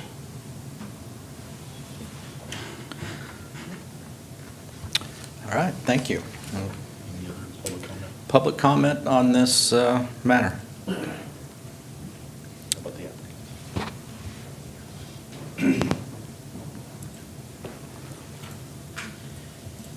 Yeah, Rob Nickmertree here. Thank you, Mr. Chairman, members of the board. I just wanted to ask about the capacity, in case the public had questions, for people like this that live out of the area, for this body to be able to have them be able to answer questions by remote. Is that a possibility?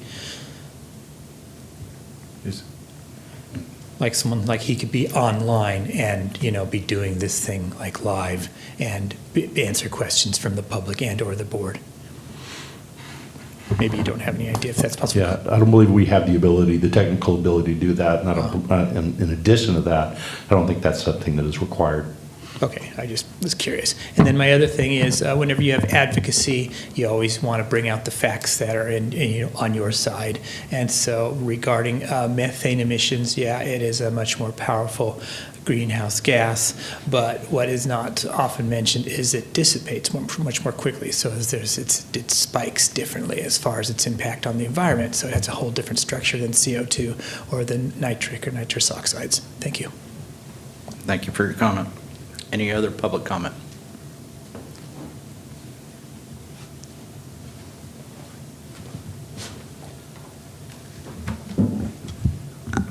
Good morning, Supervisors. My name is Manny Souza with Souza Engineering, 210 South Sierra Avenue, Suite 203, Oakdale, California. I'm the engineer of record on this use permit application, representing the applicant, Koostra Dairy, and the owners, Sam and Cynthia Koostra. Thank you for allowing me to be here today to talk to you about this appeal. I'd rather spend time talking about the merits of the project, but unfortunately what we're doing today is addressing the appeal, so I'll do my best to do that. I'll also do my best to be brief. There's a great volume of information here. I imagine I'm going to go beyond 3 minutes, but I'll do my best to keep it well under 10 if that pleases the board. So with that said, it's clear that Mr. Walraff knows very little about how a dairy operates. There are a number of inaccuracies and inconsistencies in the appeal letter and the supporting documents. It would take a great deal of time to address every single one of them, so I'm going to focus primarily on 3 items. Those 3 items are the report that was submitted with his appeal letter.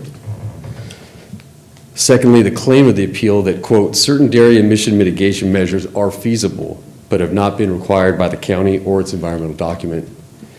And third, that the appellant has presented a, quote, fair argument that the M&D is inadequate and that the EIR should be required. Starting with that report, which you've probably all read, it's entitled Climate Change and the Global Dairy Cattle Sector. This was prepared by the Food and Agriculture Organization of the United Nations and the Global Dairy Platform, Inc. in Rome in 2019. This is a report that looks at the dairy industry and its GHG emissions on a global scale. It does not focus on the industry in the United States or California. This is not necessarily a limitation of the document, but this fact must be kept in mind when using it to evaluate this project as the appellant has done. Upon further examination, it's my opinion that this report actually supports approval of the project, and it's an interesting choice to have included in an appeal to the project. The report speaks extensively on efficiency and productivity, and particularly about emission intensity, or what it calls emission per unit of product. Page 24 of the report says, quote, emissions per unit of product have decreased because production has become more efficient, end quote. On page 30 of the report, it states, quote, the single most effective GHG mitigation strategy is to increase animal productivity, end quote. On page 25 of the report, figure 10, there's an emissions intensity chart. If you've looked at that chart, you'll notice that North America leads in this category at 1.29 kilograms of CO2 equivalent per kilogram of fat and protein corrected milk. Seeing that graph, I became curious as to where California ranked with that same emissions factor, because California tends to be the most efficient agricultural region in the world. Well, fortunately for us, the folks at UC Davis had a similar curiosity, because following this report in 2020, They prepared a report entitled Methane Cows and Climate Change, California Dairy's Path to Climate Neutrality. And they did exactly that. They ran 2 models to calculate the emissions intensity for California alone, and coincidentally, they compared it to the exact chart in the appellant's report that he submitted to compare California to all the different regions of the world. What they found, that California had the lowest and best emissions intensity score. As I said before, North America leads the world with 1.29 kilograms CO2 equivalent per kilogram milk. The 2 models for California resulted in 1.12 and 1.16 kilograms of CO2 per kilogram of fat and protein corrected milk. So if, as the appellant is saying, if GHG emissions reduction is the goal, the report that the appellant submitted and the UC Davis report indicate that North America in general and California in particular are leaders in this effort. To reduce global greenhouse gas emissions from the dairy sector, we should be approving projects like this one and trying to implement these efficient dairy practices worldwide rather than trying to stop this project. Moving on to the second item from the appellant's letter, he states on page 4, quote, dairy emission mitigation measures are feasible, end quote. This section of the appeal letter goes on to name numerous mitigation measures and states that, quote, these are just some measures that the county could include in the M&D as potential mitigation measures to reduce the project's GHG impact, end quote. This may be the most egregiously inaccurate statement in the appeal. It lists a number of mitigation measures which it takes exactly from page 30 of the UN report. I'll just quickly list those measures that the appellant quotes. 1, enhancing animal productivity. 2, optimizing the protein and energy content in the animal feed. 3, improving manure collection. 4, herd structure management strategies.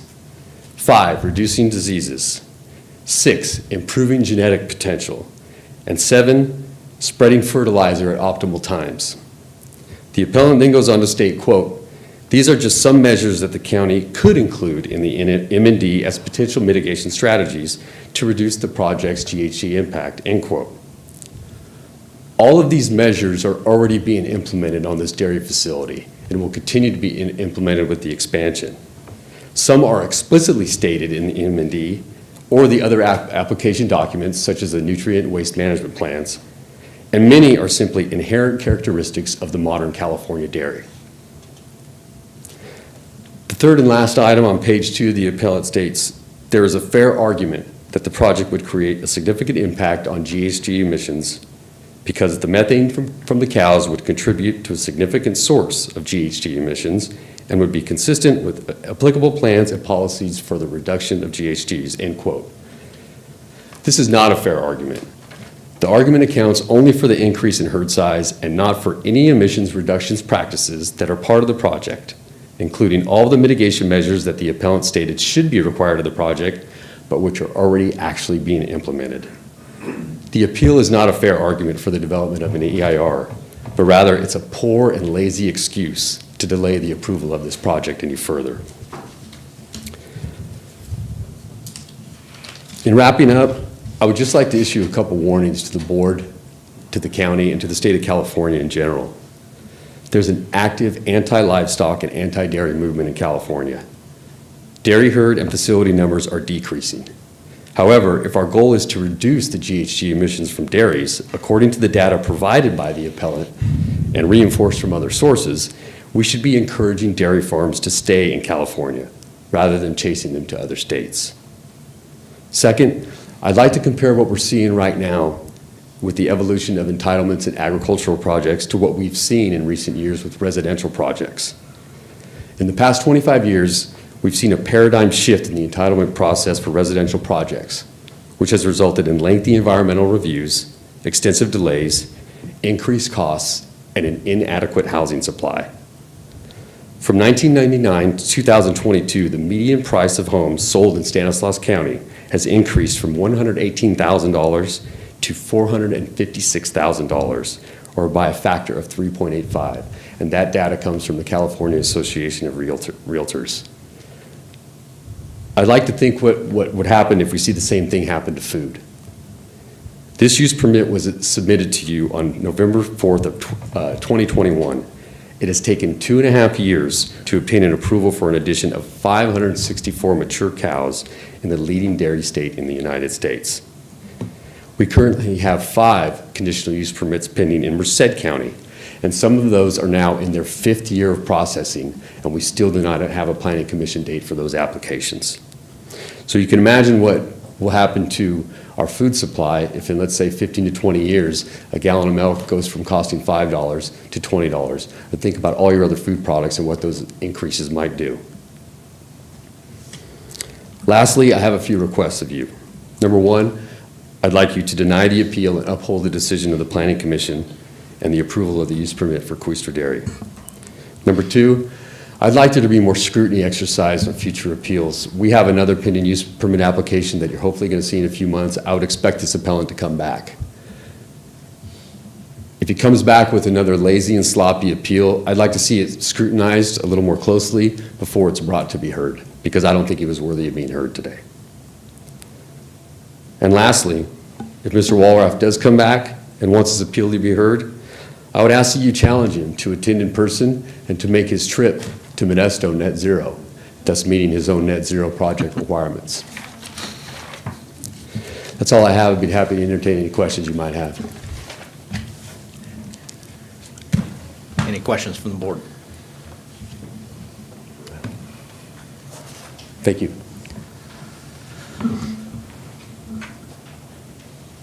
Any other public comment? All right, I'll bring it back to the board for comments and motion.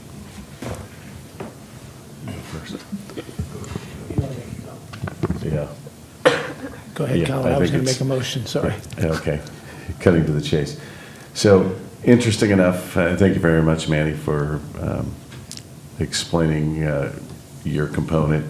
So, dairy is our #1 commodity in Stanislaus County, but that doesn't mean that we shouldn't be doing our job. And when I look at dairymen, it's a tough business to be in, a 365-day-a-year operation. They're under the Central Valley Regional Water Quality Control Board, waste discharge permit requirements, and you kind of go through the monitoring programs, nutrient management, and I would agree with the applicant's statement that all those goals are the goals of all of those agencies. They don't want you putting nutrients or manure out on a field that doesn't have a crop growing. And so it comes back to we talked about earlier how at the UC Cooperative Extension, that's one of the extension specialists we're going to get is in nutrient management. Nobody wants to waste nitrogen. Nobody wants to put out excess nitrogen. And so as these folks are trying to survive, it's about producing the most milk they can with the least inputs. And so do I believe that we're doing enough that that is CEQA necessary? No, I don't believe it is. CEQA is not necessary because the goals are already being attained through other means that I can see. The Ametis project, we have a letter here saying the Ametis project in some ways isn't a good thing because we're capturing methane gas, which we all heard the detrimental effects to the environment. And I do sit on the air board, so I hear this on a continual basis, and we have a project that actually is capturing along these Central Avenue corridor mini dairies, blowing dirty methane, scrubbing it, injecting it right back into the PG&E pipeline. And the dairymen make a little bit of money from it, but really it gives them the opportunity to continue to succeed in their business like any other business has an opportunity. And I see that as a huge positive. There is an attack on animal agriculture. In Sonoma, there's a citizens initiative, Measure J, that wants to disallow the concentrated animal feeding operations, or I would say confined animal feeding operations.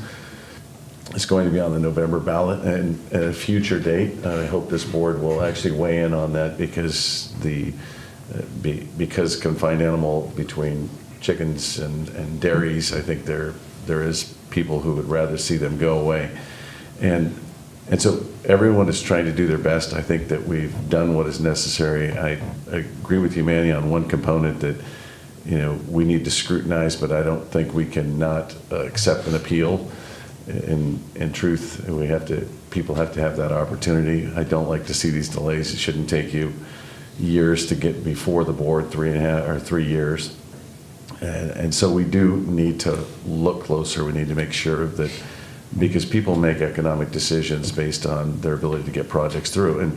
And if you take too long, it might not be economically viable for that person to build, cost of construction. And so anyways, having said that, I'm very supportive of denying the appeal. And then again, I want us to remember Measure J. I'm going to try and bring that back maybe at the next meeting to take a position, and we'll move from there. Okay, was that a motion, or can I? No, you go ahead. I don't think I'm on, but I don't think my mic's on, but it's okay. I'll make a motion to deny the appeal and uphold the planning commissions and all staff recommendations. Second that. All right, we got a first and a second. All in favor, say aye. Aye. Aye. Any nays? Unanimous. Thanks, Emily. All right, there are no discussion items. On to correspondence. Acknowledge and receive correspondence, and refer the recommend on the agenda. Board of Supervisor reports. Chance? Thank you, Mr. Vice Chair. I do want to thank my colleagues here on the dais today for joining me in Patterson for the Patterson Apricot Fiesta Parade. It was a great day had by all, and I hope you guys enjoyed some apricot ice cream as well while you're out there. I do have something to report positive in the park lawn community of South Modesto. We actually have a slide that is currently being repaired. I want to thank Tara Chumley and the Parks and Rec staff for all their hard work and due diligence and making sure that that slide is repaired, and it should be completed by the end of the month. And then moving on, there's been a lot of controversy caused by our state senator, Maria Alvarado Gil, regarding the $5 million that she authorized in the state budget for the community of South Modesto in efforts of making sure that they have adequate infrastructure improvements, curbs, gutters, street lighting, and sidewalks. So I did just have a couple questions and comments directed at our county council, and I hope that we can kind of clear up some of the murky water that the senator has unfortunately caused. Mr. Bose, if you can kind of speak to the ethics code that Senator Alvarado Gil referenced, and kind of just overall terms of that code for the county. Yeah, if I understand your question correctly, the senator mentioned two code of ethics policies in her letter. The first one is a 1991 adoption of a code of ethics along with a conflict code that our board adopted and made applicable to the board in 1991. It contained about 12 actions that it listed that the board, county employees should and should not take as with respect to ethical actions. Our board, again, in 2005, revisited that code of ethics and rewrote it to establish 6 pillars of character in our, and made adherence to the code effective as to all county officials and personnel, which would include the board. In addition to that code of ethics, the board is subject to state law, the Political Reform Act, Government Code Section 1090, et cetera, with respect to conflicts of interest and general ethic principles.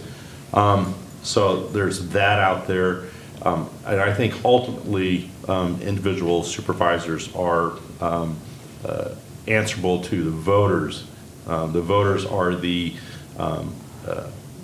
for lack of a better term, they hire and fire the supervisors. So with respect to adherence to the Code of Ethics, our Code of Ethics, there is no enforcement mechanism in that Code of Ethics other than the voters.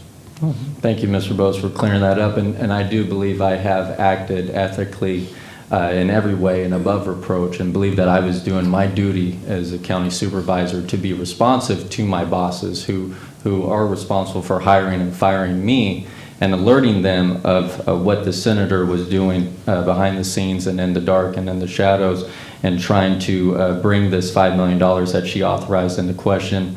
In regards to the conflict of interest code, obviously we have a process, and a newly established process by the state legislature, the Levine Act, that if any individual were to give $250 plus to an individual that is an elected official, that we would have to recuse ourselves in that fashion.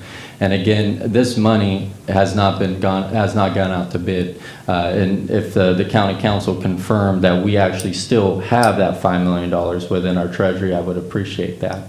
That's my understanding, but I don't control budget or money. Well, if the CEO can, I guess, answer that on the budgetary issue. We do have those funds. Okay. We have those funds. Every cent is intact, and we are looking forward to moving forward and going out to bid in the near future. And if there are any questions of conflict of interest that were to arise when this does go out to bid, and of course, I would follow proper protocol and recuse myself. But until that happens, and until there's an actual and relevant conflict, I will continue to vote on this measure and to continue to support this measure, the $5 million being properly allocated as just due to the South Modesto community, as Senator Alvarado Gil originally authorized and promised that community. And then also, Mr. Bose, if you could speak to today's standing. Have we been contacted by any state investigators, the DOJ or the Attorney General's office? My office has not been contacted, and my understanding is that no other department has as well. Okay, and myself has not been contacted neither. So again, I don't know how the state senator can make erroneous claims that there's currently an investigation of myself or the county. Now, if you look at the factual evidence, Senator Alvarado Gil claims that she became aware of malfeasance back in August. How is that possible that we have yet to be contacted, whether it's through a text, an email, or a phone call from any state investigator? Matter of fact, and ironically enough, the senator is actually the only one who is currently under state investigation. She currently has a state HR wrongful termination violation against her. So again, I don't know how she can make false and erroneous claims that anyone on this dais or any county department is under certain investigation. And of course, if there is an investigation in the future, myself as well as this county organization will absolutely 100% comply. But until then, there's really nothing that we can address. And I would actually direct our staff to contact the Attorney General's office so that we could get clarity from them, and then make sure that they're aware of anything that might be going on, because they are yet to contact us. And so I would make that request that our county council make contact with Attorney General Rob Bonta's office moving forward to see where they are at on this issue. But unfortunately, the senator has murkied the waters. She has brought a lot of questions of doubt, and honestly has frightened the community of South Modesto with her erroneous attacks. And I think it is pertinent of us to give the South Modesto community members some reassurance. Mr. Hayes, if you can speak to the projects, are all projects on track? I know we have a completion date that is anticipated for 2026. I know we have some members of the South Modesto community here today, so if we can just give some reassurance, that would be greatly appreciated. The funds that we received through the State Budget Act, as I mentioned, are here with the county and the county treasury. We have not made any changes to our process and the procedures currently underway to program those funds through the infrastructure projects that were already considered and approved by this board. So no changes at all in county operations. Well, thank you. I really appreciate that, and I know our members in the South Modesto community appreciate that. And it is unfortunate, but I do think it's a necessary action because the senator has given us no choice. that we strongly consider and form a community advisory committee that is both in English and Spanish. I think the senator has done a great disservice to our community members and brought a lot of questions. And again, I think it's only absolutely right that we be as transparent and as accessible as possible to our community members. And we do form a community advisory committee specifically for Bret Harte and Park Lawn in South Modesto, so that they can further be involved in the process. Not saying that they haven't been up to this point, because we have had several community hearings about this. But again, if we can formalize a community advisory committee, I do think that would be the right steps moving forward. South Modesto is a resilient community, and honestly, it's been historically underserved and disenfranchised, and it's unfortunate that Senator Maria Alvarado Gil is just added to another long list of officials who have just given us empty promises and veiled threats. And quite honestly, she picked a fight with the wrong community. This community is a resilient and strong community, and we will band together and we will stand up against any sort of threats or any sorts of attacks on our community. And we will make sure that we fight tooth and nail. We will not bend, we will not buckle. And if she wants a fight with our community, we will gladly fight back. And that is just as simple and straightforward as I can be. I am proud to say that this project will move forward and it will be completed by 2026. And I would ask that the county prioritize this community and these funds moving forward so that they are the first out the gate when construction starts.